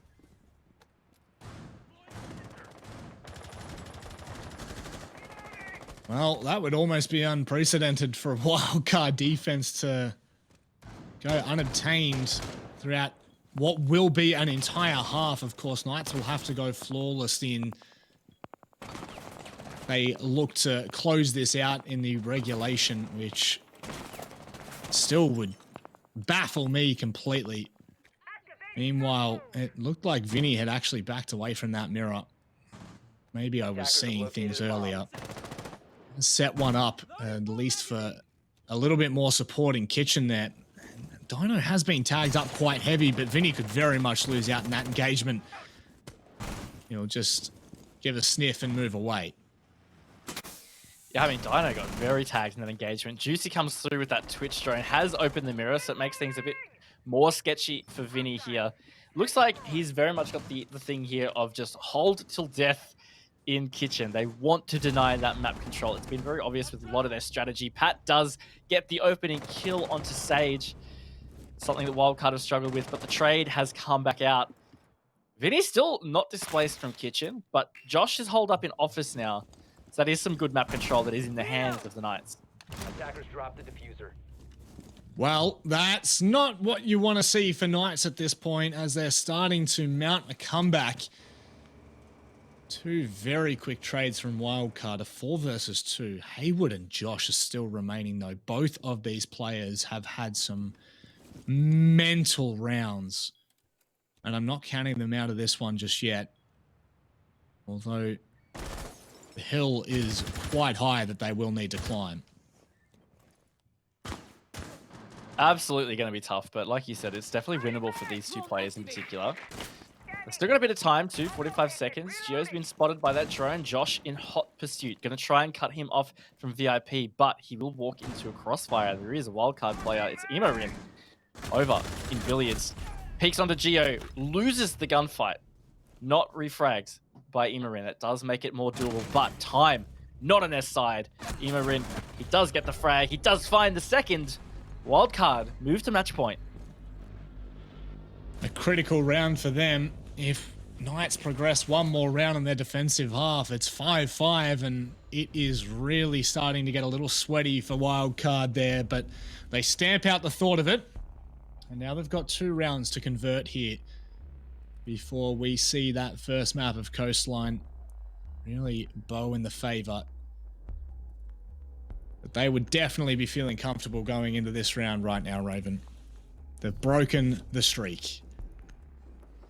They have it. They've gone back to hookah billiards, which they have lost both times in their attempts so far. They do have a 2-round buffer in the pocket at least. So even if the Knights do get this one, it's not OT just yet. Gio is going to 6th onto the Mozzie. I think this is great having Mute and Mozzie, because the Knights are a pretty efficient team with their drones, especially their early drones. It's what enables their time management and early round aggression to work out so well. So I think it's a great call from Wildcard to ensure that that is hindered. It's definitely something that we, and by we I mean you, highlighted as a real talking point last night in their match against Akami. So, rather, sorry, against Wildcard, if you will. And 10 seconds left before insertion. it has been an impressive game that really clawed back for Knights. I mean, And you think about the one round they were able to convert on their defensive half, and that was on the back of a misstep by Wildcard, or seemingly it was. It was the diffuser that was out of hand with 5-10 seconds left to go. Now, once again, Wildcard incredibly spread out right now. That's a shock drone well and truly disabled. Bomb located by attackers. As Hayward looks to put a little bit of more pressure through that double window. Diesel not looking to peek it either, not just yet. No, very important that Diesel does not peek that window, because it's really not a great thing for the smoke player to be doing on this side in particular, to be trying to take these early engagements. It's going to be calling out a lot of info for his team, as they're very spread out. They've really committed to ensuring that no vertical pressure can be obtained. You see Pat and Emo in there defending both bars, essentially. Hayward may be looking to get aggressive early, and you wouldn't count him out from doing that. If he sees that there's only one, potentially two on site, he might decide that he just wants to try and yeet and take it. 3 of the Knights are stacked up here in Hall of Fame as well. They're looking to try and take this VIP control and use the vertical to flush out that player that's hanging out around kitchen. Doesn't look like they've stuck around there, Wildcard. They've just backed away almost instantly now. Sage with a very deep line onto that double window in Billiards. So rotating for Wildcard, not exactly an option right now. Vinny has come up to almost double down, as still 3 players if you do bar Geo there, Pat and Emo, they are still yet to even be tested, or so it would seem, as Knights start to take more control of luggage and that southern side of the map. Wasted C4 there too, behind the Aqua Bar, so that's Pat without a C4 from below. Of course, he does have the line of sight. Diesel actually gets the first peek and the opening kill into Dino. He's going to start to smoke off the entrance into Billiards. Time starting to tick away. Hayward, that's a great pick onto Pat, though. It's going to put them in a slightly more comfortable position, but they are really starting to run out of time to displace these wildcard members. And that's vertical control that has been obtained to the Knights there. You see in that red outline, Josh of the Zofia down below. It's a great position to be, and 30 seconds. It's time for them to start trying to get a move. Great shot from Josh there. That is devastating for Wildcard. A linchpin in their defense now. Well and truly gone. Juicy on site. Could look to stick this. Vinny has taken down his support, and that's the alarm bells for Juicy. Ringing, Vinny doubles up, but they've still got to be cautious here. Oh my god! Vinny is absolutely ripping heads off of Knights right now. And that will be 4 kills in quick succession to close out the map for Wildcard. They're now 2-0 up in the series, and they're setting themselves up for victory as we head to Clubhouse. Vinny just single-handedly won that series for Wildcard in that round. That looked like the Knights, once they got that pick onto Diesel, I thought they were going to be able to confirm that plant and that we would be looking at a 6-5, potentially overtime. But Vinny stepping up gets the 4K to close it out. Beautifully done. Wildcard too strong on Coastline. As you said, they're getting out 2-0 in the series. It's now do or die for the Knights. There you have it. The storyline comes to a close for our first map. 7-4, ladies and gentlemen. It is now oh so pivotal for Knights to step up, because that was the win condition from all of us there on the panel. We were saying Knights have to get at least they have to get map number 1. They have to confirm Coastline, because we just cannot see them really going toe-to-toe with Wildcard on the likes of Clubhouse and Villa. Oregon's still a chance, but we might not even get there, Raven. Yeah, I'm not too sure we're going to. I think it's going to be it already was a really tough challenge, but now it's just made even harder by the fact Wildcard, they are up 2-0 in the series. So it means the Knights, they have to be perfect on 3 maps in a row. They need to have this reverse sweep. It's just such a tall ask. Winning 3 maps in general against Wildcard is hard, but to do it without dropping one in between, at least if you don't lose that first map, you've still got that buffer. But now it really is. It's just do or die. Backs are up against the wall for Knights, unfortunately. But good signs for Wildcard as they look to cement their first place in the Oceanic Nationals. Ladies and gentlemen, a short break is nearing, but on the other side, Clubhouse. We'll see you then.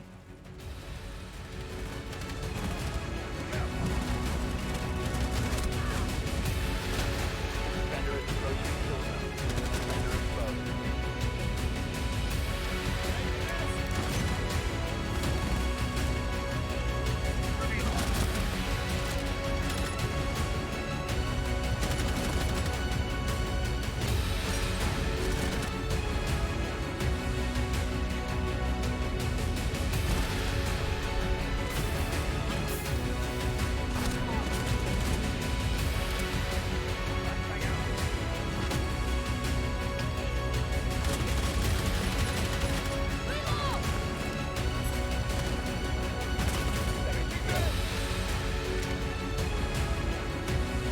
Attackers bomb diffuser has been dropped.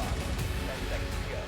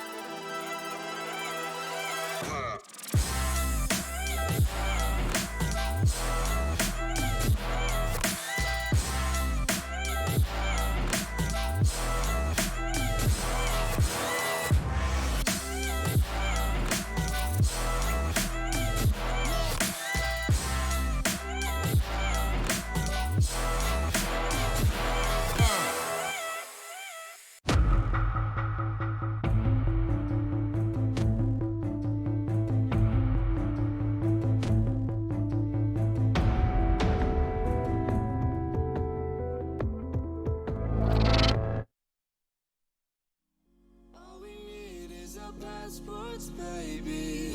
Leave the rest in our troubled minds. Let us go down and laughter, baby. Trying to figure out what we're after. We're never heading back until we're older. We couldn't care no more, not any longer. Under peach yellow skies, we keep on searching, but we will never know what we're after.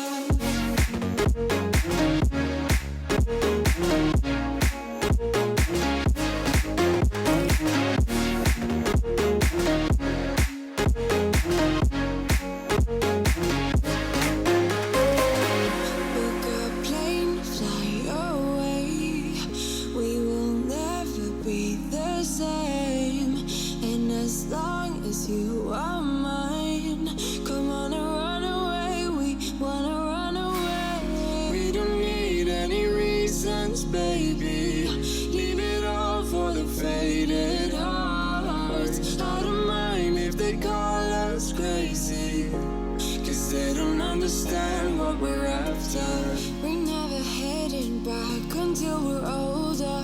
We couldn't care no more, not any longer. Under peach yellow skies, we keep on searching, but we will never know what we're after.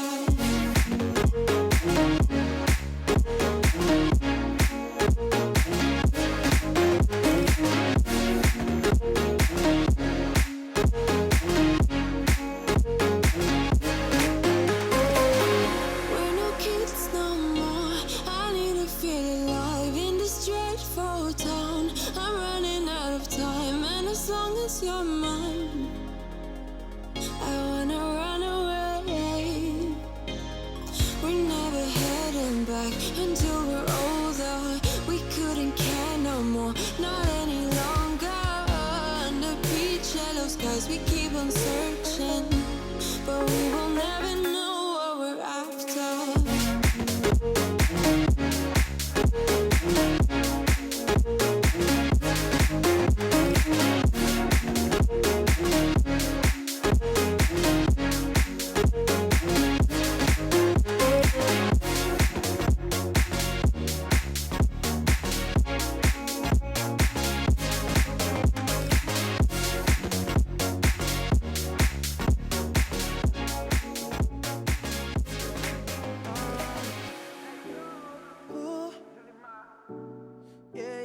Yeah, I see no signals, no signs. Girl, you be tripping.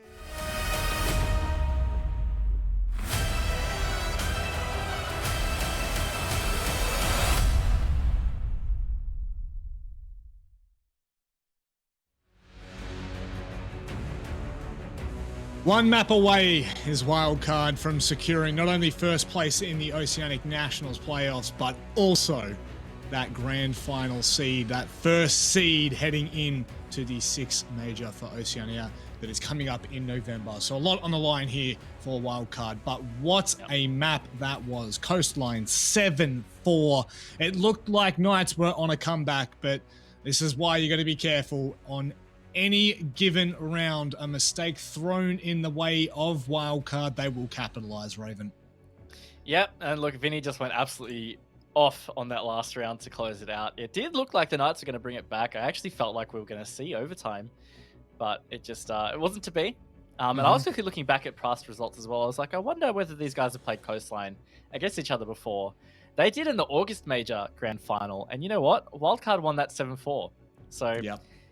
Lightning might strike twice. Might be a bit of a concern because the next map we are going to is Clubhouse. The last two times these teams faced off on this map, it was a 7-2 onslaught from Wildcard. Knights, this is the do or die match. They have no other option. They have no other opportunity. They need to claw this back. They need to bring back map number 2. And it starts in the ban phase because there is no other way we can do it, Raven. So we'll see what the bans have in store for us today. We've seen quite a big variance of bans throughout playoffs in general. I would normally say, you know, traditional bans on Clubhouse are going to be Thatcher or Maverick. Have seen a lot of Capital bans coming out because he is, of course, a very strong operator in his own right on certain maps, in particular Clubhouse. There's the Thatcher at least. So it does mean that you will have to be picking the Maverick almost every single round of your attacks. To see for those defensive bans, Valkyrie. Obviously a fair bit of intel you can gain from Clubhouse and can be a vital, a pivotal role played if played in the right way. Knights will get the last opportunity in the ban phase before we head to round number 1. And once again, if we said that Knights need to get off to a good start in the opening round of Coastline, it is even more so echoed here. Clubhouse has been a mainstay for the Wildcard roster for such a long time, and it is definitely, I do not envy Knights in this position right now. So CCTV will be the first site they will attempt. It's been a dark history for the Knights against Wildcard on this map. Going back to that Oceanic Major Grand Final in August, I talked about how it was 7-4 on Coastline. Well, you know what? The map before that was Clubhouse. It was a 7-4 to Wildcard. So it really could just be history repeating itself. If you want to go back even further, in 6 Masters, Wildcard got a 7-0 against the Knights on Clubhouse. So it does not have a nice history against for these two teams. Knights, yeah, like we've said about 1,000 times already, they have no second chances right now. They want to continue through this grand final for Oceanic Nationals and fight for that first seed position for the major. They have to pull out their first win against Wildcard on Clubhouse. So what you're telling me, Raven, is out of the 3 times that these two teams have played Clubhouse in the past consecutive 3 times, that is, Knights have only been able to gain 6 rounds. 5 seconds remaining. Yes, that is correct. That is correct. If you want to go back even further, I'm just looking even further through these results. All the way back in the start of 6 Masters in the regular season, they played Clubhouse against each other. And that was a 7-2 for Wildcard again. So it just really does not have that great history for the Knights. And I'm very concerned for them because I just think this map in particular, it just favors the playstyle of Wildcard over Knights. It is a very structured map. We've said it time and time again, and Structure has been the name of the game for Wildcard for so long now, and likely we will be looking at this similar ending here if Wildcard turn up, and if they turn up in the same fashion we have always seen. Haywood, though, takes down Buck nice and early. A very big pick, as we know how much of an influence Geo has in these rounds, so on the right foot to begin with. Look like they got an impact trick off on the first Selma charge at least anyway, so that is going to be Pat using his final to get the angle onto the garage rafters, but it's going to get shut off. So that's a good play there from the Knights. They've come out of this whole first minute pretty well. Like you said, getting the pick onto Geo in particular is a big pick because he has been very influential and impactful for Wildcard. And now that they've cleared all of the utility from the ace, and the only result of that is that the CCTV wall is open. I think that's quite a win there for the Knights. Looks like they just rid the CC wall of that Maestro cam, which I assume was what denied the Selma charges from actually going off in the first place. So one less piece of utility they're going to have to worry about. But the time is dwindling away here, and they need to get Haywood out of this position. We've seen highlight clips from him multiple times before. He's been taken low. Once again, though, it's never confirmed. It's never over until the fat lady sings. And Haywood needs to step up once more here for the Knights. Yep, he does, but he vaulted straight into the nade. I think it actually hit him on the noggin. So Diesel closes it out on that engagement. Makes it the 4v4. And now that they've got the garage rafters control, they're going to press forward. They have to use further hard breach to get a rotate here, but they've got it in the pocket. They've brought the Habana. They're ready for this. Impact coming out does not hit the mark on either occasion. That would have been really important for the Knights. Diesel's going to enter. Looks like he's going to start the plant here, Manic. Great crossfires being set by Wildcard early. 2 smokes now being used. 15 seconds to go. So should it usually be the case, there will only be one more left. That's a lot of denial thrown the way of Wildcard. If they're counting, there may not be enough here to stop them from sticking this. 2 seconds left. Pat goes into the smoke early to ensure that he can get this. 2 big picks from Diesel and Vinny, and it's an absolute flawless end for Wildcard there. 4 players remaining, and such a great execute in what is the first round of Clubhouse.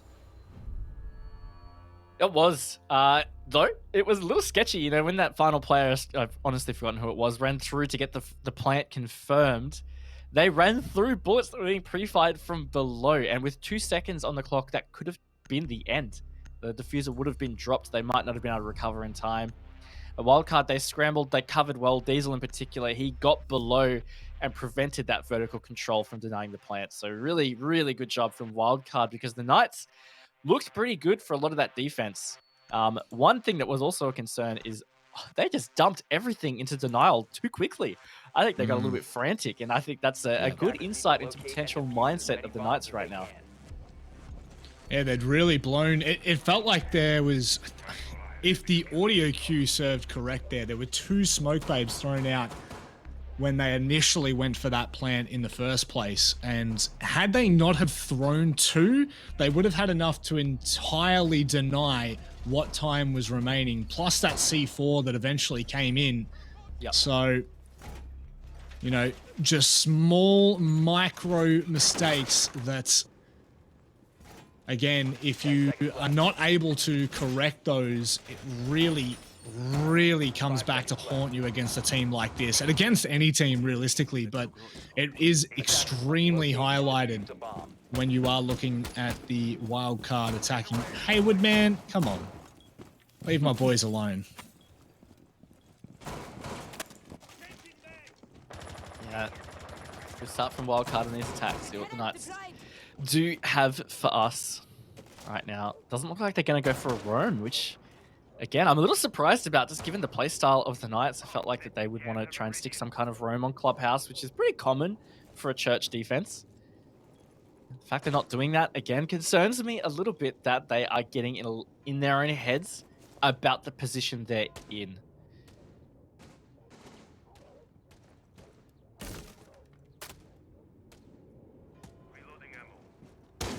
Wildcard very early on here, the 2-minute mark, making all of those vertical lines from logistic all the way down to kitchen. So they do have that free roam. And they will be allowed to dismiss and play with whatever they need. Dino playing close to the hallway there. Geo will start to inch further toward it, but it won't make a difference. Dino completely backing away in that instance. So it looks like Wildcard have near but all the vertical lines they would want set up early here.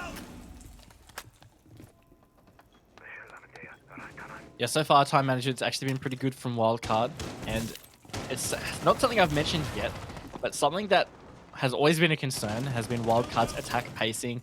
It's never been that fast. You know, they usually end up leaving themselves very little time.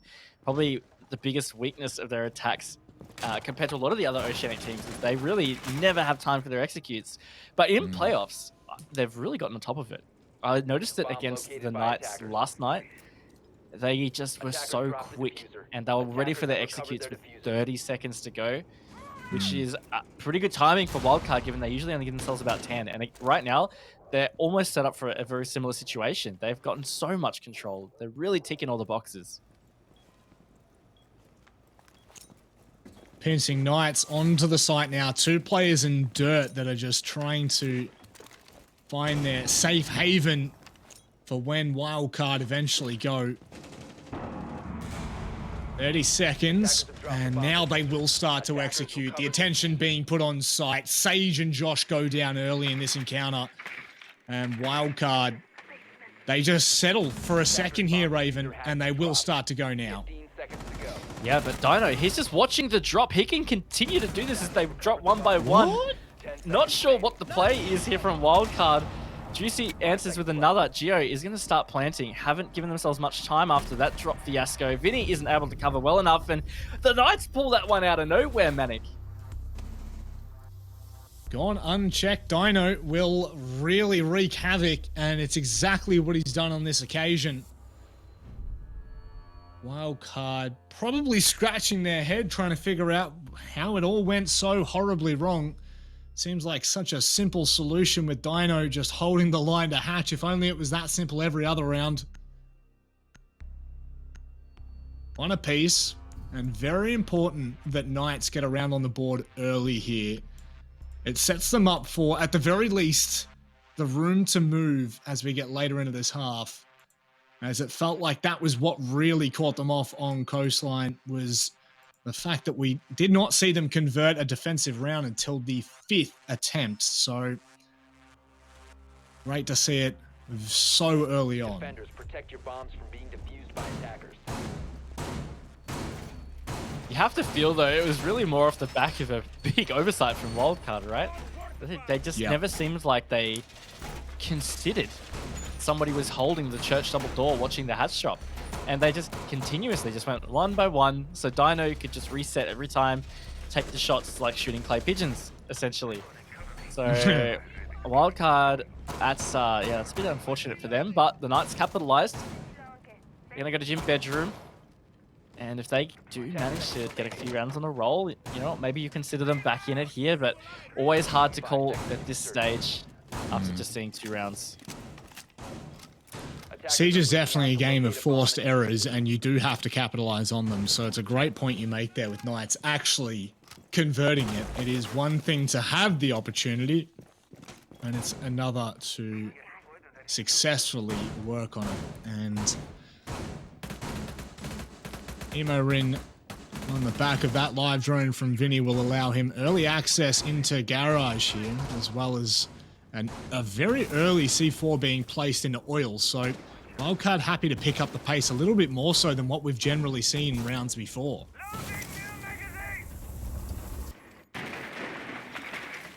Good pacing.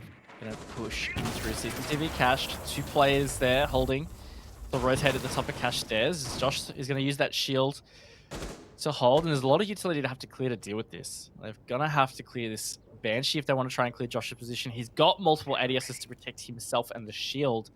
And on top of that, Dino's ready to impact trick any hard bridge they use to get into cache, which is also jammed with the mute jammer. So, I mean, this is not going to be a particularly easy clear for Wildcard on this side of the map.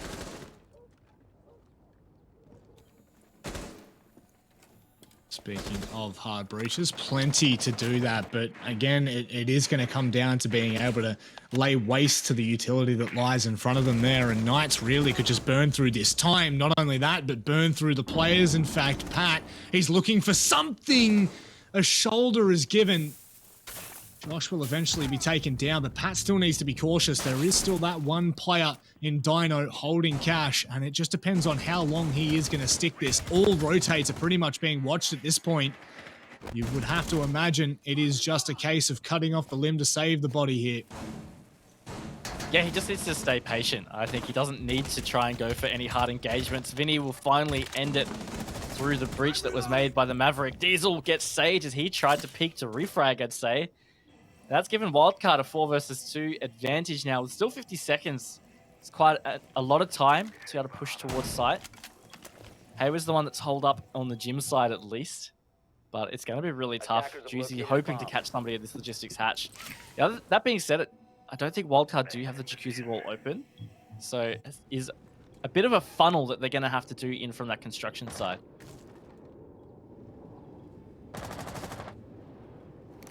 Time is definitely a factor in this one. That is the first smoke babe of the round coming out with 20 seconds left. Wildcard might have to go deep here and try to put the pressure onto site. Diesel's been able to spot out Haywood. He'll tag him up to begin with. Once again, Juicy can just sit back and hold as they try to push in now. He doubles down to help Haywood out, and it will not convert the round. Wildcard, they bounce back after that blunder in the basement.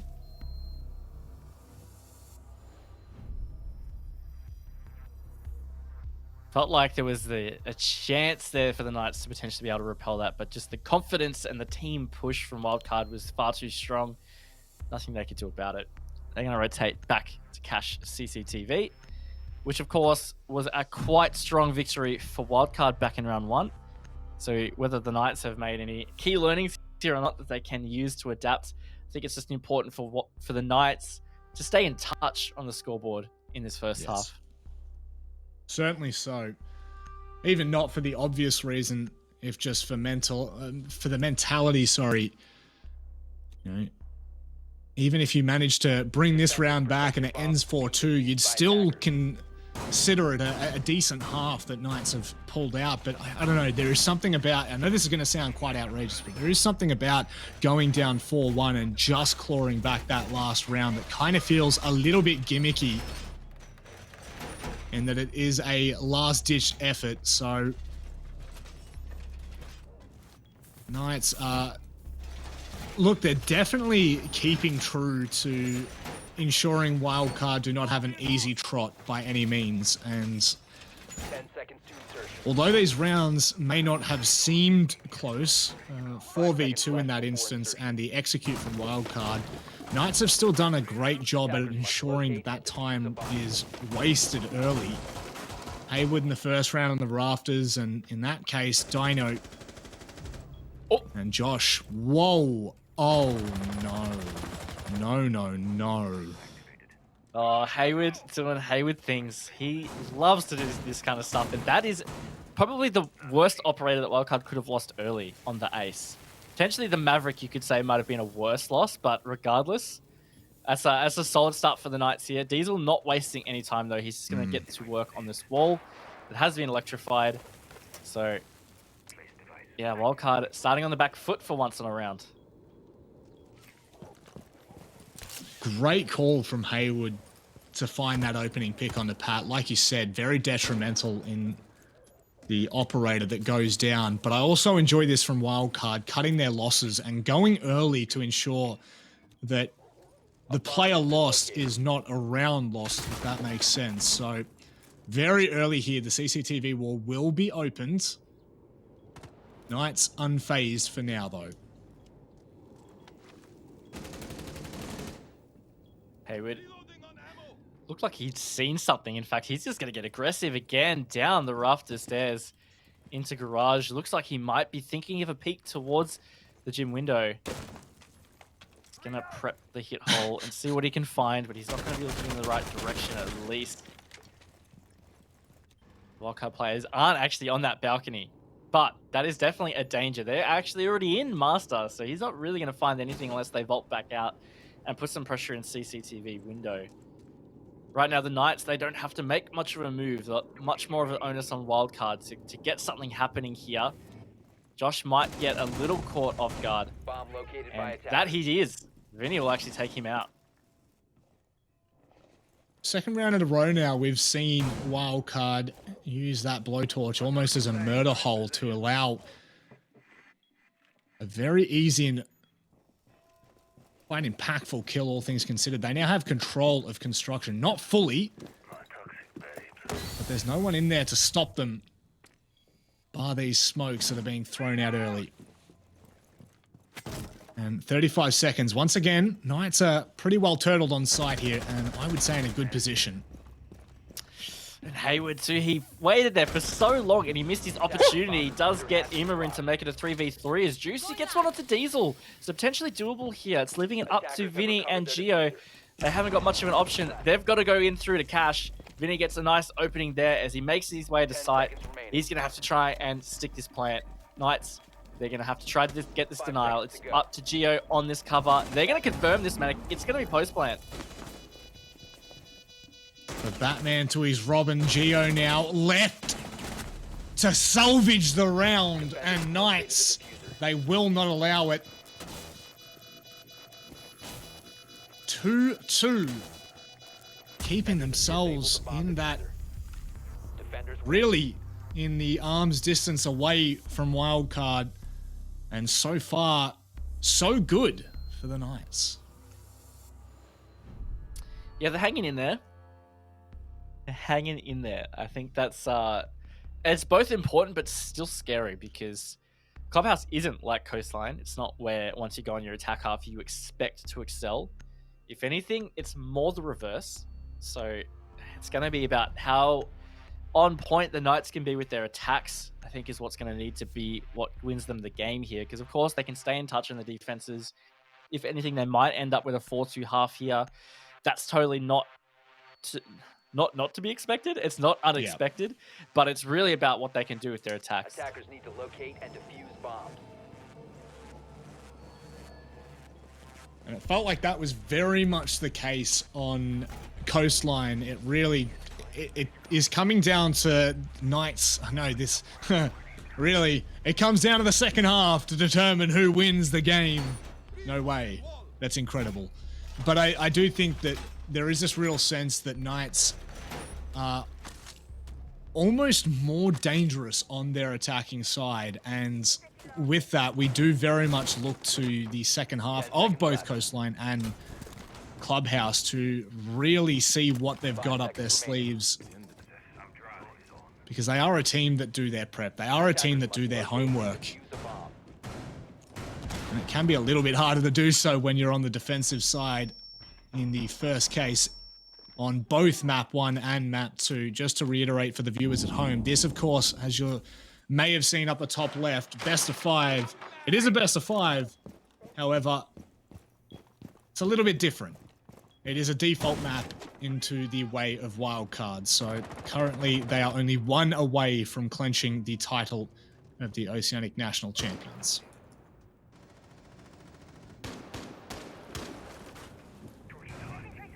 Knights are definitely trying to stop that, and on this church defense, they are going to be sticking more of a roam this time. Hayward maybe feeling more confident, more comfortable. He's really been getting into the game in these last few rounds, in particular that spawn peek onto Pat. It's quite a big deal in that CCTV cache attack. Here he's just going to be elusive, running around shooting these drones. Wildcard not quite actively pursuing him at this stage, but Immerin pushes through to engage, and that's all they needed. Down goes Hayward. Now they've got the opening frag for this round and looking pretty. I wish you said I look pretty. Oh, you do look pretty, mate. Just fishing for the compliments. Stop it, you. Stop it. Okay, Knights, they are definitely on the back foot in this case. And Hayward has really been a big factor in a lot of what Knights have been able to achieve. The raw power and mechanical ability on this man cannot be understated. So definitely a big loss early on here. Dealing with the Banshee now, just being cautious of potential C4s through the flooring. As now Knights have turtled back onto site in this case. They have. They've defaulted back now. No point sticking to their own. Wildcard got too much control. And speaking of control, they're getting this church wall open. That's going to give them a lot of pressure onto site. Dino has at least evened out the man count. It's going to help a little bit into the execute phase. But still, the control from Wildcard right now is looking pretty good. That makes it look even better. Beautifully cooked nade from Diesel. Means coming into this final 30 seconds, the Knights are really in a tough position. Turtling on site. Cornered to try and fight with nothing but their wits and their will here. Emo just showing face. They now know he's in blue, but Pat alleviating the pressure in Church. It leaves it all onto Sage. 10 seconds remaining. And he is going to have to try to find these 1v1s, isolate a couple of fights, but Wildcard will double peak him. And they will come out with round number 5. 3-2 the scoreline as we head to the last round of the half. The Knights can hope for a 3-3 at best right now. And okay, it doesn't give me a whole lot of hope for them in this map. Still, we haven't seen their attacks yet, so we'll hold off a little bit. But right now, Wildcard looking very comfortable. On top of the fact, I just saw the Knights almost all lock in their operators in that last 1 or 2 seconds. There is clearly a lot of discussion happening in this team with what they want to do, what they're trying to change, what they might need to fix, all that kind of stuff. Just seeing that uncertainty or indecision even. It's definitely not a great sign for the Knights. Could be reading into it too much, but Yep. it's kind of my gut feeling based on seeing something like that. Certainly a good point for the viewers at home to obviously, you know, it is, we only get that broadcast level information, so we can only see the, you know, what is really going on. We don't have the players anywhere near us. We can't hear the comms, so it's always something worth noting. And coming into the last round, you would say this is critical for Knights right now. I wouldn't even say they're necessarily hanging on by a thread, because that does not do the justice that really has been this first half for them. They've played incredibly well, but going into Wildcard's defensive side on Clubhouse at a 4-2 half, not favoring you, is definitely concerning, to say the absolute very least. It is. Well, look, I'm seeing some solid changes here from the Knights. Of course, last time they did Gym Bedroom, it wasn't successful for them, so they have switched it up a little bit. Bringing this mirror has created an interesting dynamic here. They've got one facing construction from logistics. They got the other, it looked like, at the top of the red stairs there towards cash. Are we Josh looking to utilize that to help them hold that a little longer? See whether that works out. Something last time also the Wildcard didn't do was open Jacuzzi Wall. They just straight dedicated all of their utility towards taking CCTV cash. And that's where they had it. But right now, Diesel actually is prioritizing opening it. So they've made their own adaptation.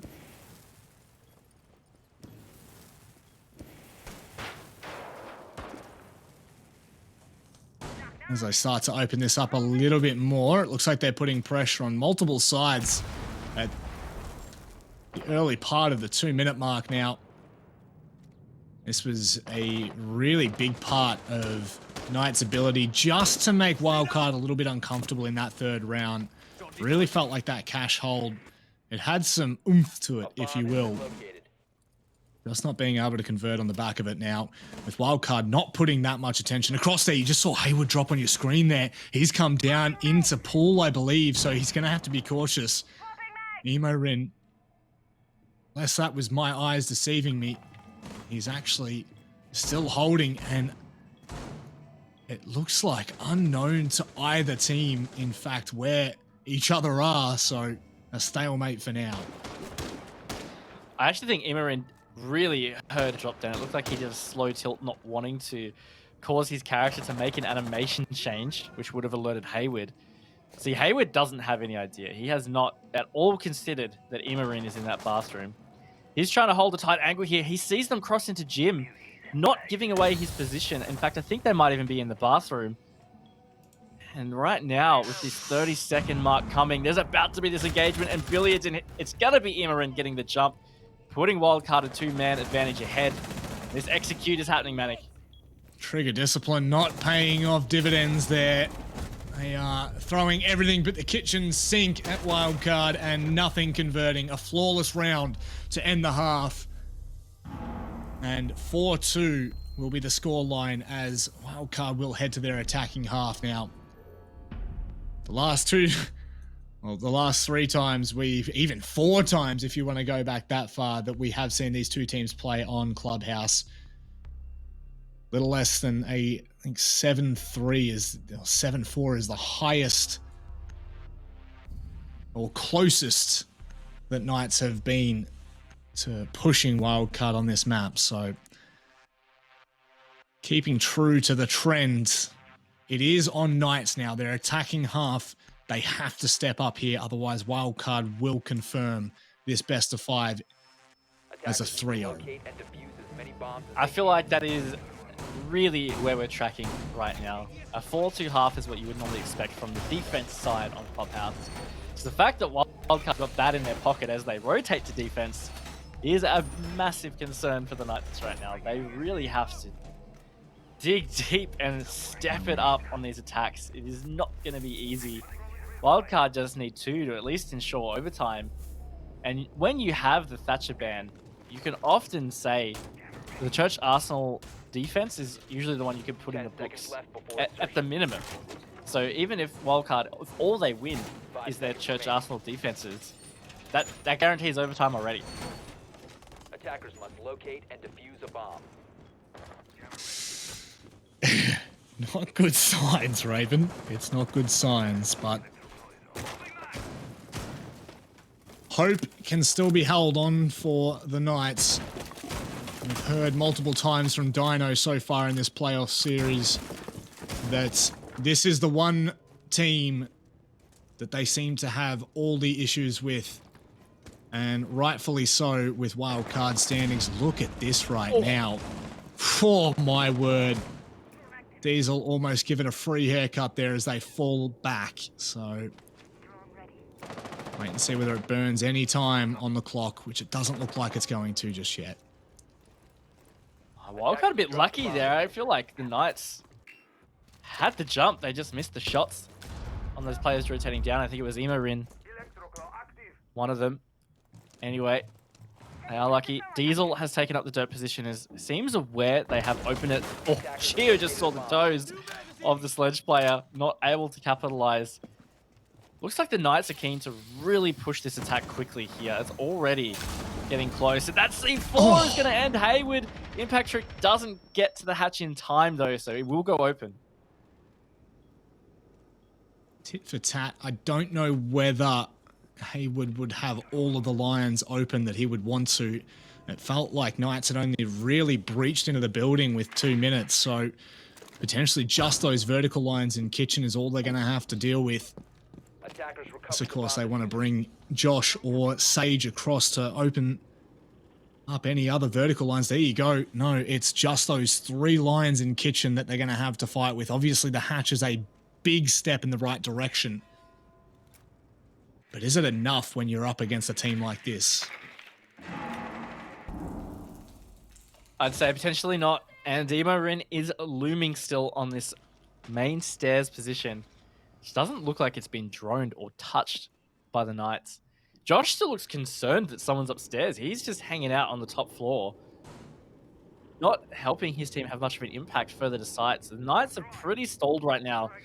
Wildcard are really in great positions. Diesel is going to take out Juicy in dirt just there. It's always a great position with that shotgun. And here go the Knights. 30 seconds, they're going to drop. I think it's going to be a tough end to the round for them.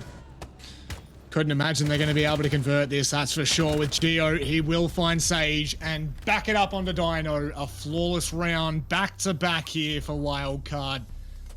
They are 1 away from match point, 2 away from securing the title. of champions once more in the ANZ region.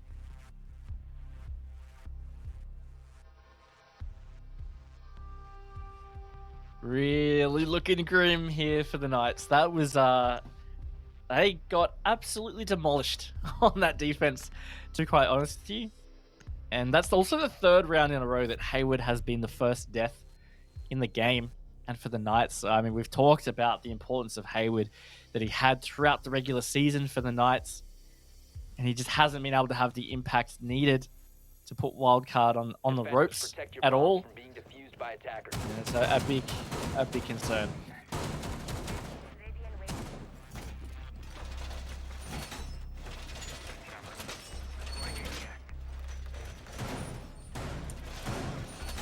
And into it now. I mean, the job only gets harder from here for Knights.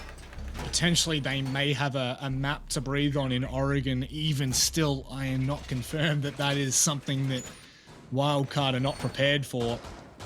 But should Knights be able to really double down and go 5 rounds straight here, or push it to overtime and come out the victors, it is Oregon and Villa that they will have to best Wildcard on before we are even able to call them the new Oceanic Nationals champions. So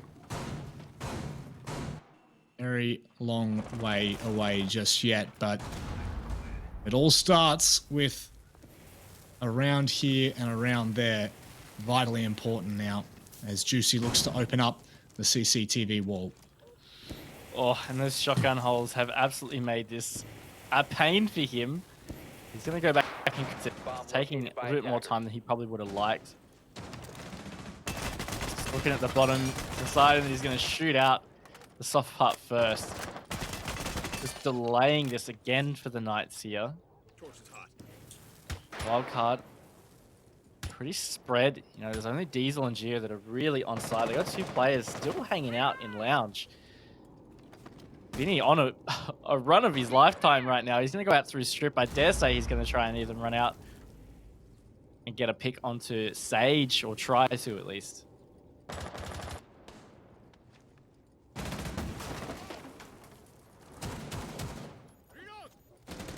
Maybe might give Knights even more of a concern.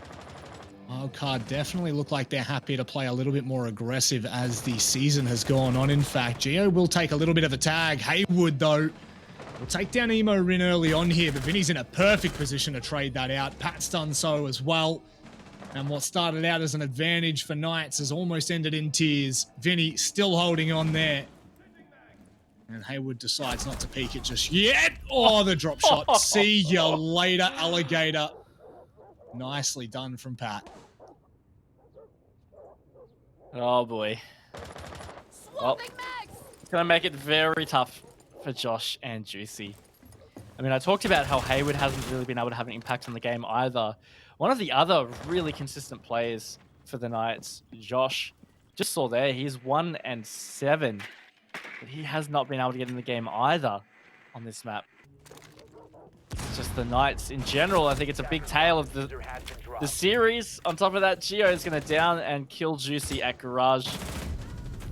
And look, that's the Wildcard closing the round out. Manic, they move to match point on the map and on the series and for the tournament.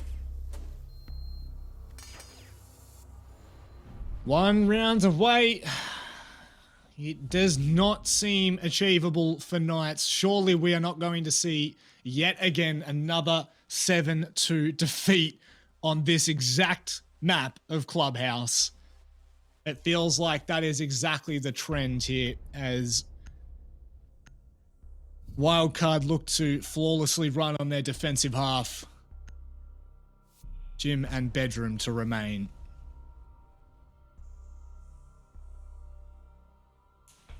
Potentially looking at a perfect sweep of sites to close it out here too from Wildcard on their defense half. The Knights have really not looked in it on any of these attacks. I mean, the first attack round that they had for their half was a flawless against them. That one was almost a flawless. So I think this is it's getting close to being sung out as done and dusted here, Manic. Knights need 4 rounds perfectly to save this one.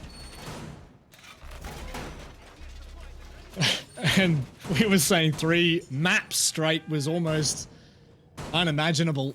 4 rounds at this point seems unimaginable. Wildcard are asserting their dominance, and again, it is just so crucial that on the back end of the season that has been so closely contested, that Wildcard stands strong and they finish it off with a monstrous statement, not dropping a single map throughout this playoffs. I cannot mention enough how strong that is and how incredible of a performance it has been from them here.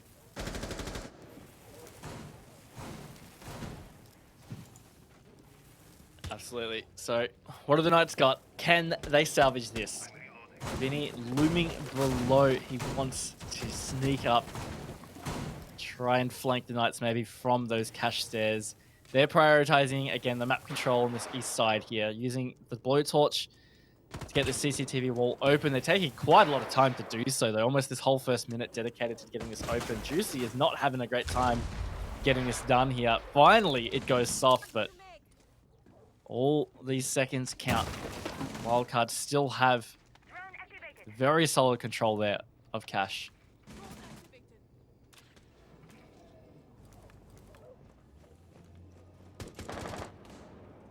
Vinny, well, put a collar on him, because it's the only way you're going to really keep tabs on what he's doing here. Wildcard fully folding away from that defense, bunkering in on site.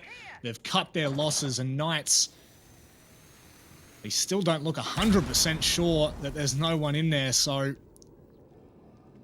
that mute potentially taking away so much of the intel that they would usually have. Just clawing this round down to the minute mark with not much control from Knights. A bomb has been located. No, really not. They had no idea that Wildcard had just completely left that alone. So they've used utility and time to clear this. They're finally taking control. Diesel sneaking in to that vertical play for the logistics hole here. It's quite the bait, that vault. As soon as a Knights player goes to go through this, Diesel has them in his sights. Looks like Josh might be the unsuspecting death here. But no, he's actually run away from position, but still, Wildcard have all control needed. It's going to be on the Knights right now to try and find the opening here.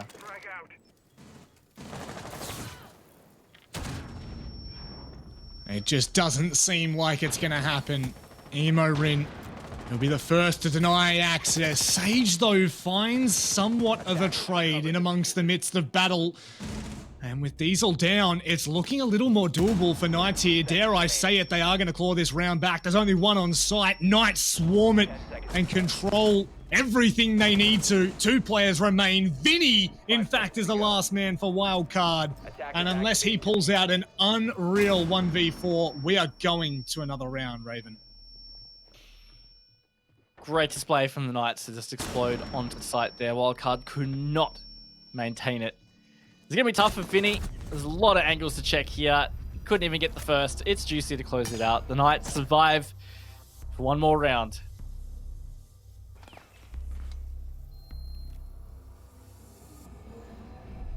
Deservedly so in that round, that's for sure. When push came to shove, Knights stand up.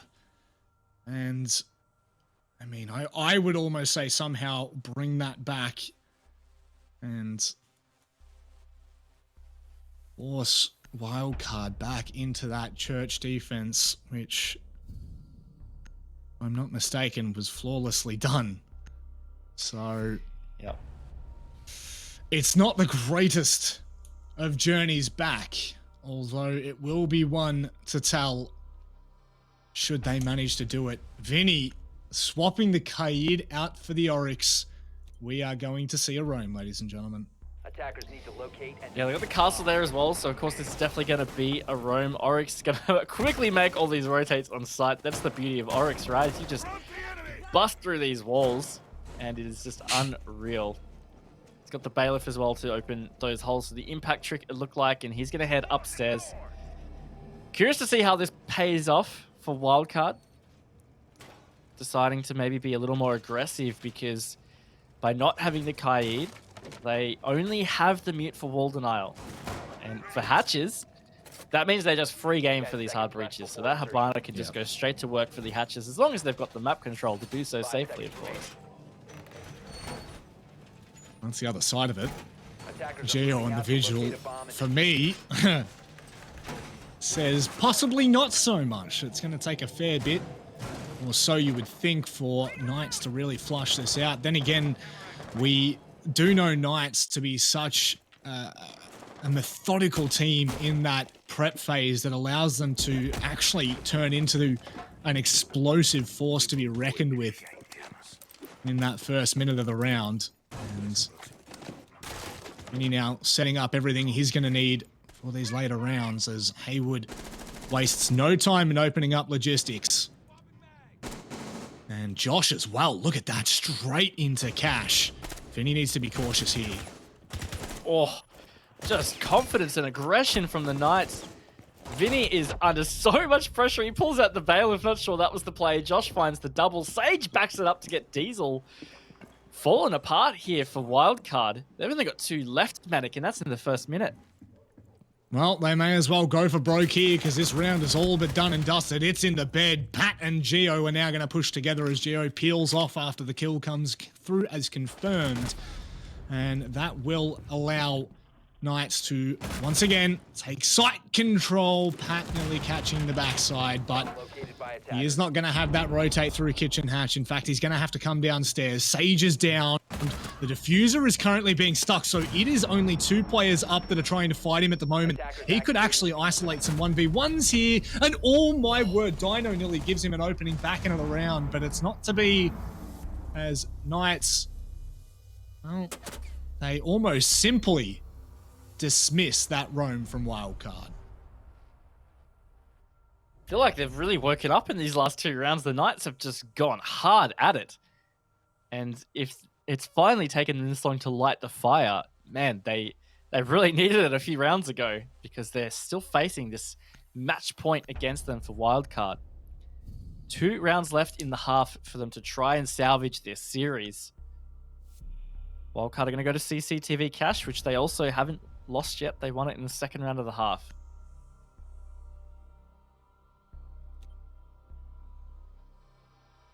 Attackers need to locate and defuse. This is where we really expect a Wildcard to be shutting it out. It doesn't look like they're going to be pulling out any gimmick strats to try and close it out.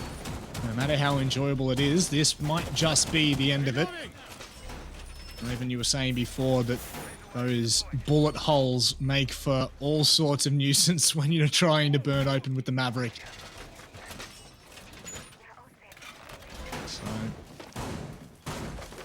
it'll give them just a little, maybe a 2-second buffer. And sometimes in the grand scheme of the round, that can actually really be quite an advantage. As outrageous as that may sound, but now into it. Knights again are going to have to confirm the last 2 rounds. This is literally 4 straight for them, just to push it to overtime for another chance at really taking this grand final all the way.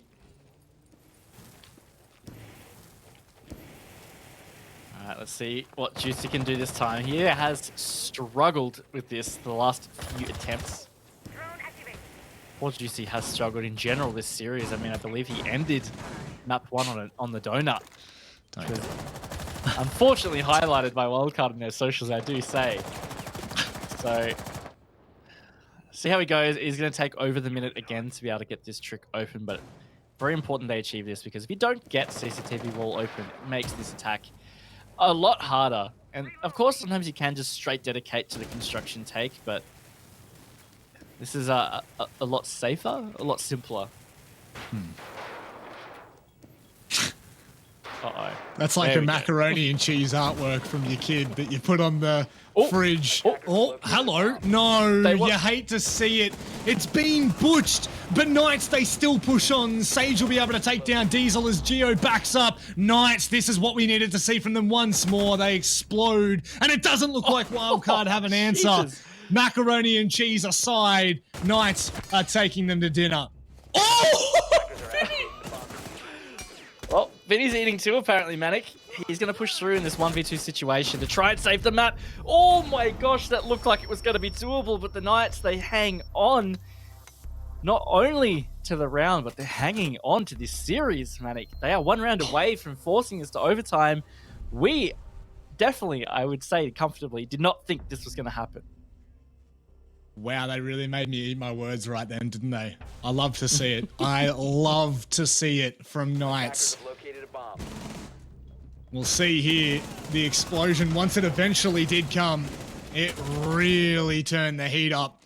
And you have to give full props to Knights. It's all good and well. What are you doing there, Vinny? Sorry. It's all good and well to make that call, but at the end of the day, you do have to hit those shots and you have to be on. Those ones are more important Attackers than need any to duel locate you and will defuse the encounter.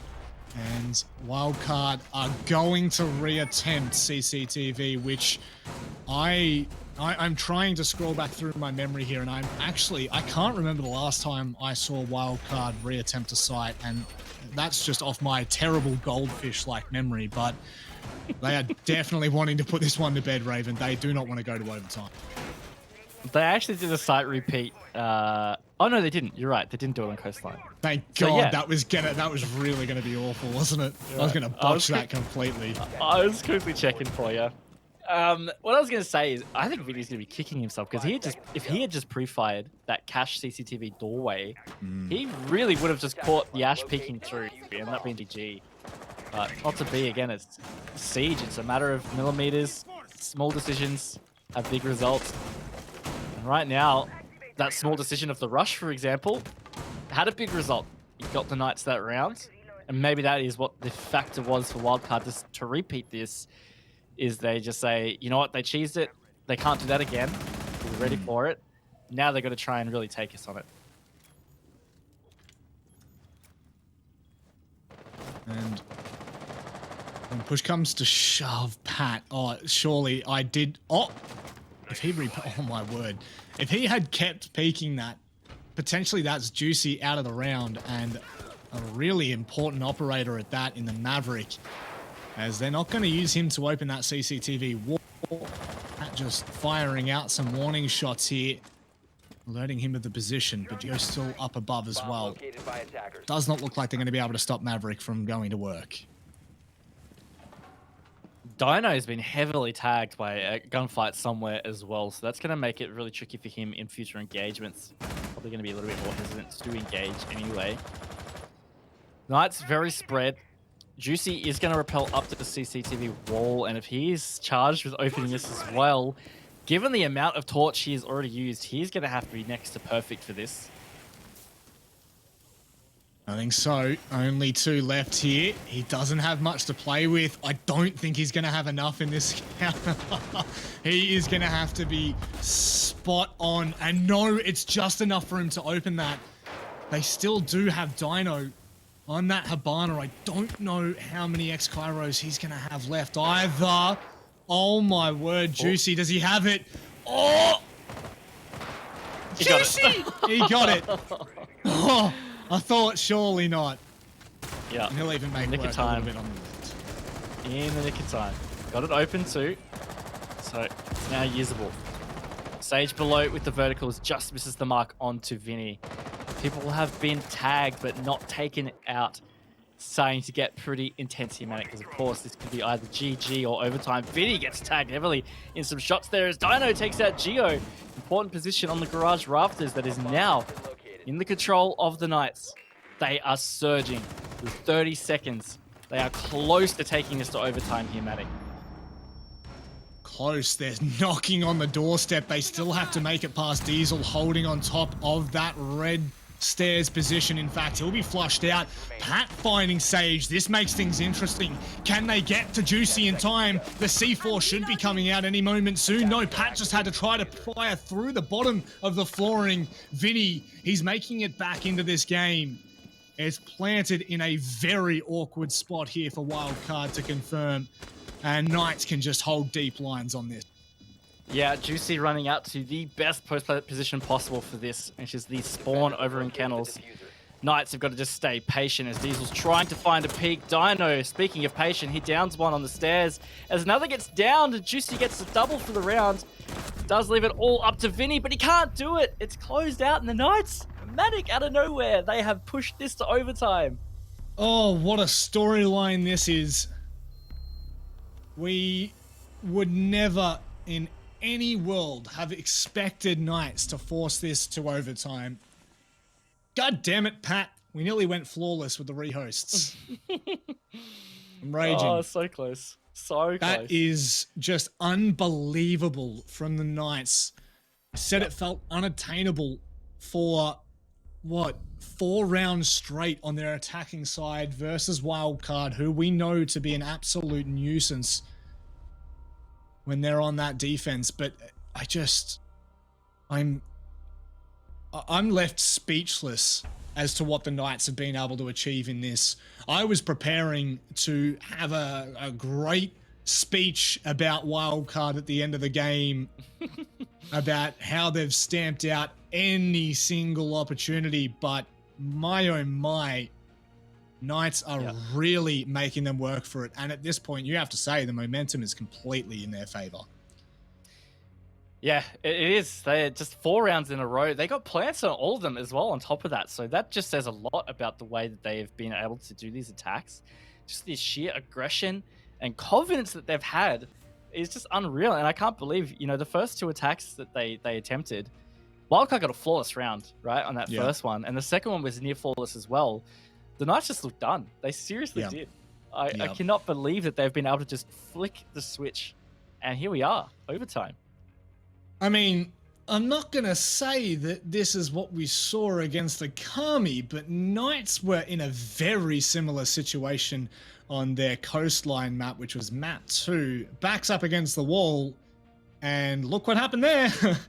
I will remind you, they ended up winning 6 rounds straight to defeat Akami on Coastline. They then went to Oregon and beat them 7-1. And Oregon is the map we have coming up next. Granted, Wildcard and Akami are 2 different teams. Maybe there's something in this. Maybe there's something in this grand final that we could never have expected, Raven. Yeah, I just thought of something too. You were talking about you were preparing your speech for Wildcard winning. You'd have to think that Wildcard were probably preparing for finishing the game, right? They were thinking, all right, 1 round, boys, we can wrap this up, and then it's GG. We can enjoy the rest of our Sunday.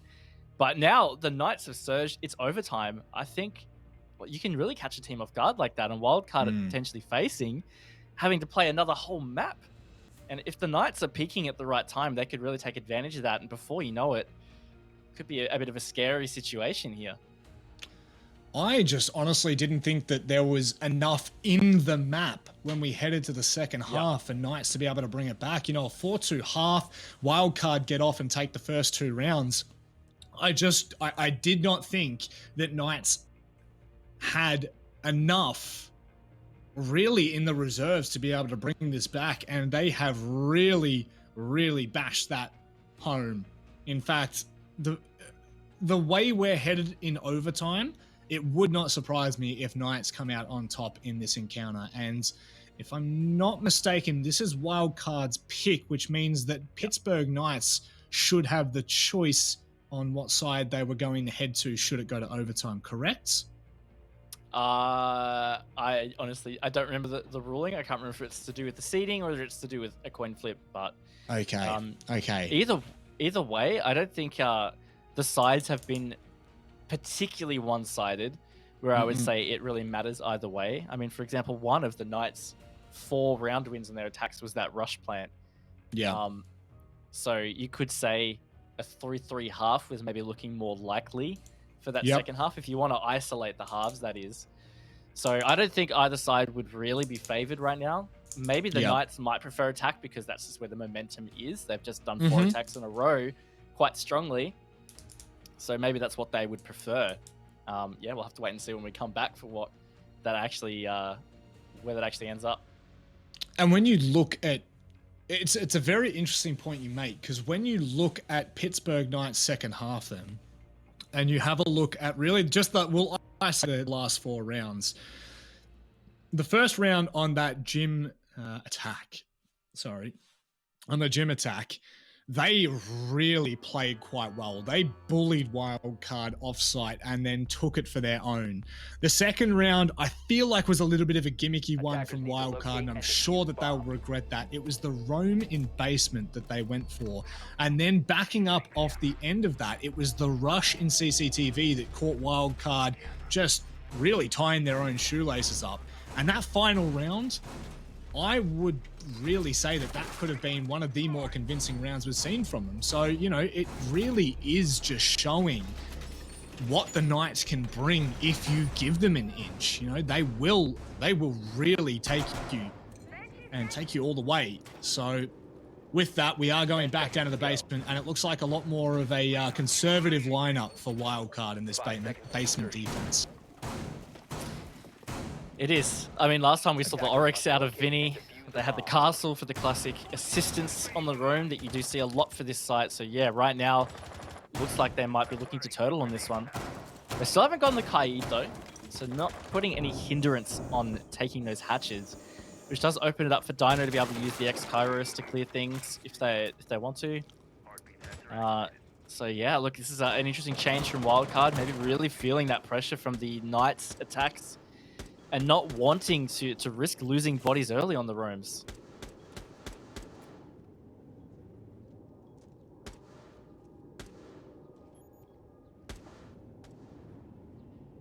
Certainly, both rounds that they played down in the basement, I actually think they lost both of the openings. So, without a doubt, it will be something that they will want to tidy up and really, once again, stamp their authority on this round and lay to waste anything that Knights really try to achieve here. But once again, when you leave that top floor opening, you do allow for quite a lot of that vertical control, the vertical pressure. Last time, Hayward had fallen in kitchen with only the vertical lines in kitchen being opened. So this time, Knights will have a lot more for the post-plant situation, should it even need to get there. And there's 2 or 3 C4s that are potentially in the pocket of Wildcard. One has now been used completely off the mark there. Just, if anything, is going to be helping Hayward's job. Pat tagged up a little bit from a frag grenade, it looked like, and Hayward's going to continue to do work on the floor here as they are looking to get kitchen hatch open. Vinny, though, he has something to say about it as he gets Sage on the opening pick. It's refragged perfectly by the Knights, not letting Wildcard get too ahead right now. And Hayward is going strong on the verticals. He gets Geo coming into that final minute. That is going to be the Knights with the man advantage. They are really, really pushing Wildcard right now. Now, if you look at that, you say Hayward's done an incredible job, right? 2 kills. Even more so than that, Hayward denied them any opportunity to play with that impact trick. So Geo and Vinny were the only 2 operators that could deny it with those impact grenades. So that's done and dusted. It's open. They're going to go ahead and try to drop in, but Rin is going to be watching from blue. He'll tag up Hayward as he comes on in. Diesel's going to come from behind as well. You can see the blue outline. Hayward and Josh are left to try and pick up the pieces. They're not going to be allowed to do so. Wildcard with a much better round here in the first round of overtime. The Knights just went a bit too quick there. I think it was a similar thing we saw from Wildcard in their attack half way back when they tried to push down the hatch. They just didn't have enough control. Rin, just getting that first pick was so crucial, and then there was no one left to watch the flank because they just started to go. The Knights had the man advantage, and they still had some time on the clock. Felt like they really could have done more with it, but back to familiar territory. It's Wildcard on match point. For a 5th time in a row. Just as a, well, not technically it's a 5th round, I should say. I should clear that up. A 5th round that they have been on overtime ever since Defenders, protect your bombs. very early in that second half. In fact, I think it was round 8 onward they were in that driver's seat. So this time, Knights, if we're talking about familiar territory in Wildcard on match point, we are revisiting basement twice now. And Haywood will be bringing the Kaid to make those hatches just a little bit less of a an issue, although it looks like he'll be putting a 10 bit seconds of remaining. attention to Dirt. No, he's just baiting me out. Thanks, man. 5 seconds left. Yep, and yeah, indeed. Looks like the Knights are not going to be roaming either on this defense. So also deciding they don't want to try and give any early picks off. Going back to a Church Arsenal defense for the Knights. They lost it in round 5 to Wildcard, and they won it in round 2. The 50-50 win-loss record on this for them. Doesn't present any comfort, but they are using the Kaid to electrify these hatches, which means you are going to have to clear them or use the Maverick, and obviously using Maverick in kitchen is just no bueno, so you're going to have to try and clear that electric core with grenades or something.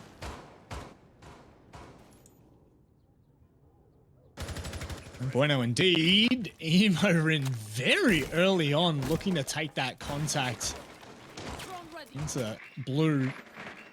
He won't win out on the encounter. In fact, he won't even tag up any of the Knights players. It's just Sage there for the moment. Being very cautious of any drones up on the rafters. And Wildcard elsewhere will continue the maintenance on that first floor. Aggressive position from Dino here in the hallway. Just looking to catch someone that might push to the bottom of the main stairs off guard. Right now, no one from Wildcard is looking to be in that position. Half the round gone. The verticals from Geo are going to be done quite swiftly with this buck, and that is really the difference here. But he's been down. Pat also is going to get tagged up, trying to use these Selma charges to open the hatch. Geo is going to at least be recovered, getting down in a safe position. HP damage, though, quite significant. Kitchen hatch has been open. Juicy's pushed into Dirt Tunnel, and quite deep into Dirt Tunnel at that. Josh as well, dropping one of his goo mines halfway down just in case it falls apart. So Attackers have recovered their diffuser. now being spotted out there, Juicy can no longer take safe haven there. Some good drone intel now from Wildcard. 40 seconds, Raven. Things are starting to get a little bit more dicey for Knights. Yep, they are. Josh back out of Dirt. He's going to go to AK Rax. Vinny looks like he wants to be able to take Dirt. He is going to go and contest that. Nope, decides to come back. Geo finally gets the opening pick onto Haywood. Wildcard, are they set to take this series, Mag? They've got 20 seconds to make this work. 15 seconds to go. Josh waiting for that initial contact. They still have that sideward pressure with Dino holding as well. He can't connect the shots completely. It is going to be the impact. 4 seconds left. Knights explode. Emorin will find a trade, but this is all coming down to the wire. Vinny, he can't get a hold of him. Eventually, he'll take him down. My word, Wildcard in a messy last round will confirm a second round consecutively in overtime. And they are your back-to-back ANZ champions, ladies and gentlemen, and unquestionably so. Kings of the Oceanic region once again is Wildcard, and they will be taking a spot into the grand final for 6 Major in November. Knights did push them, though. They took that map to overtime in a map that has never boded well for the Knights against Wildcard. Felt like we might have been seeing an extra, but not to be. Wildcard take the series 3-0. Unreal performance from them for this whole season. That is so. Only one map dropped in regular season as well as playoffs, which is a I mean, an effort that can never be overlooked. 6 maps in playoffs, 7 in regular season, and this is where we really lie. And I think that there is no question, no doubt in our mind that this was really always going to be the answer for our playoffs, but the prayers have been answered fully and quite quickly so by Wildcard. Yeah, they have, and this is exactly where they want to be. They're going to be into that grand final for the major, and we've said it quite a lot now. They are the only team in Oceania that can really have a shot at 6 Invitational due to the fact they won SI points in August. So now they're looking for their second batch of points, and getting those will secure them a spot at 6 Invitational next year. Big stakes for them moving forward. It is massive stakes because really that's where we set our eyes. Obviously, I want to keep it as close to this match as we can, but that really does put them in great stead for later in November, like you're saying, for those 6 invitational points. So very much what we needed to see from Wildcard, and they have delivered. Knights, on the other hand, geez, they made it close. They've really clawed that one back. 6-2 at one stage. Unreal. And we're actually going to hear from Dino straight after the match here, and we'll be able to get his raw thoughts. And what was an incredible comeback on map number 2, Dino. I've got to ask you, what is going through your head at 6-2 down on really map point for all of those rounds onwards? Let's reset. We have nothing to lose. We have everything to gain. We just literally just sat down for a sec. We just said why we're losing. We tried to find out why, and then we changed the pace. And I guess it worked for 6 or 5 rounds to come back. Yep. Raven? Yeah, look, I was going to ask a similar thing, but maybe we'll talk about Coastline. I mean, obviously, that was really where we were giving you guys your best chance. We thought that if you were going to take a map initially from Wildcard, it would be Coastline. Maybe are you able to give us some insight to where you guys really struggled on that one? For sure, our defense. On Coastline, our attacks are pretty strong. It's just when I think we were 4-2 down when we went on the half, and it should have been at least 3-3 for us to try to win on attack. So I think that big lead that just screwed us up. Now, I have to ask you a cheeky question that I'm sure Raven wanted to. In the interview of the last match, you mentioned the consulate game, you were hiding it, and then you banned it out straight away. Were you just being cheeky? Were you just playing mind games? We tried, no, we weren't going to bring it for this game because there's no point. We already made it into the mini major. We're going to leave it for mini major. There's no point playing it yet. That is actually, that is a very fair point. Raven, did you have any final questions? No, but I called that as well. When we saw it banned, I said maybe they're just going to bank it up for the major, and then everyone laughed like, oh, sure, they're going to bait it out. But good to hear that, man. But I think overall, you guys have done great this season. Still, Wildcard are the hurdle for you guys to overcome. You've got one more opportunity for the major. How are you feeling having the rematch for Okami? I guess if we look forward to that, you played them already today. You will have to beat them to be able to get a chance at Wildcard again. I think we have a big chance of beating them because we've done so much already. We've just a new player, Sajan. He just joined recently, and I feel like over this little break, we're gonna fix all the little mistakes that's like causing us the matches, and hopefully we come back a lot stronger and we hopefully upset Wildcard. Well, that would be a sight to see, and we're all looking forward to it, Dino. Congratulations on, of course, making it to the grand final, but we will see you in November, so it's not too far away at all.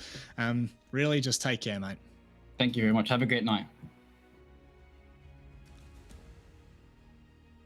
It's done in 2, but still, again, for the consulate hiding, I kind of just wanted to have a bit of fun with that. I wanted to hear an excuse, but I do think that it is obviously something that's come the major, we are definitely going to want to keep our eyes on, because whether they go to pick it or ban it again, maybe they're just playing with us, Raven. Maybe Dino's just pulling our leg. Yeah, look, who knows? Maybe he is. But they still sound like they're in high spirits, and I think he really nailed it with Coastline. They just could not get enough defenses to give them the shot to be able to close that map out. They had to be totally flawless, essentially, in their attack half, which just can be difficult no matter how strong your attacks are, or no matter how strong you are in either side with a half. And then they had a great shot with Clubhouse. I think you would almost say that this felt closer for them than previous attempts against Wildcard. You know, if a few rounds just go their way on Coastline, it felt like there would have been a world where they win that. And then maybe they had more confidence on Clubhouse, and you saw they pushed it to overtime as it was. Maybe they would have been able to take that one as well. So I'm really excited to see a repeat of this potentially at the major. There's certainly a lot to be questioned on that aspect of the performance, but there is one person we'd like to hear from, and that is Silex. Once again, crowned the Kings of ANZ. Congratulations, Silex. Before we get into all the, celebrations, I want to ask something very specific, which is that rush on Coastline round 1. Were you guys premeditating that, or was that a decision made in the server pretty much on the dime? It's always dependent on who we're playing and how they're setting up. So we need prior intel to know if we can rush or not. Obviously, we're going to need to drone out to see if all those conditions are met, and if we think we can rush, we'll do it. Yeah. Right. Look, on Clubhouse, come round 8, you guys were up 6-2, and then we saw this absolute resurgence from the Knights. What was going through the guys at that time? Had they started to potentially write the game off at that stage, or was there something that switched within the team that allowed the Knights to get back into it? Firstly, our comms are always going to be quite calm. We're level-headed. We maintain as much composure as we can. We don't want to let tilt get to us, because that's just going to ultimately impact the entire team. So if one person is having just an off moment or something, then needs to cool down, make sure it's not going to influence the rest of the boys. The Knights played really well with their attack rounds. Usually we're able to kind of predict what's going to happen and come out with the rounds that way. But this time we had a couple of new things we wanted to try. Didn't quite work out. They got opening frags. They played really well. So once we got into overtime, we went back to something that was more tried and true. So yeah. It did kind of seem like it in this. I was going to actually ask about overtime, but you've kind of clarified that, which is it seemed like it was the double down from Wildcard that we've seen so many times. So I think that's kind of all we wanted to get out of you, Raven. Was there any final questions? No, I'm all good. I think it's all clear cut. Yep. Okay, beautiful. Well, we'll keep it short and sweet, Silex, as we did last night, because at the end of the day, you guys are once again the champions of ANZ. So from all of us here, we congratulate you, as we were almost expecting from the get-go. Awesome. Thanks for the cast, guys. And that really concludes it. Hey. Unreal. I can't believe we're here already. It just it was such a quick season, and then even playoffs, it feels like we only just started. But it's been unreal. Talking about playoffs just starting, this is the full picture painted for you at home, ladies and gentlemen. If you've joined us from Friday all the way through until now, we appreciate you a lot, and we hope that you've enjoyed what has been a wild ride. But once more, we see the flawless run from Wildcard in that upper bracket and closing it out in 3-0 fashion in the grand final. It's what we're coming to expect from this roster and this team in general. You don't want to take away the teams along the way, Akami and LFO, that really looked red hot coming into it. So there's definitely some great takeaways after this. Yeah, there is. Wildcard, again, I've said it a few times, when you look at brackets like this, you'll see that they didn't lose a map, but they were challenged on a lot of different occasions. Akami took them to overtime on a map there in the semifinals. The Knights really struggled in the winners final, but I tell you what, in that BO5, like we've said, it felt like just a few rounds dictated whether this could have gone a lot deeper. So I would definitely be excited for a potential rematch in the future. And Okami, I'm sure, are keen for a rematch on the Knights, because they felt like they had that one in the bag after map 1 earlier. Yeah, and that's something that I'm sure they will go back, they'll look at, and they'll try to fix, because the major's only just around the corner for the Oceanic region. So there's a lot coming up for those three teams in particular that you've just highlighted, the Pittsburgh Knights, Akami, and Wildcard. But definitely, I think that there's a real summary, which has just been this season, I think has shocked a lot of people, Raven. Yeah, I'm sure it has. There's been some upsets all over the place. The region has shown that it has gotten a lot closer.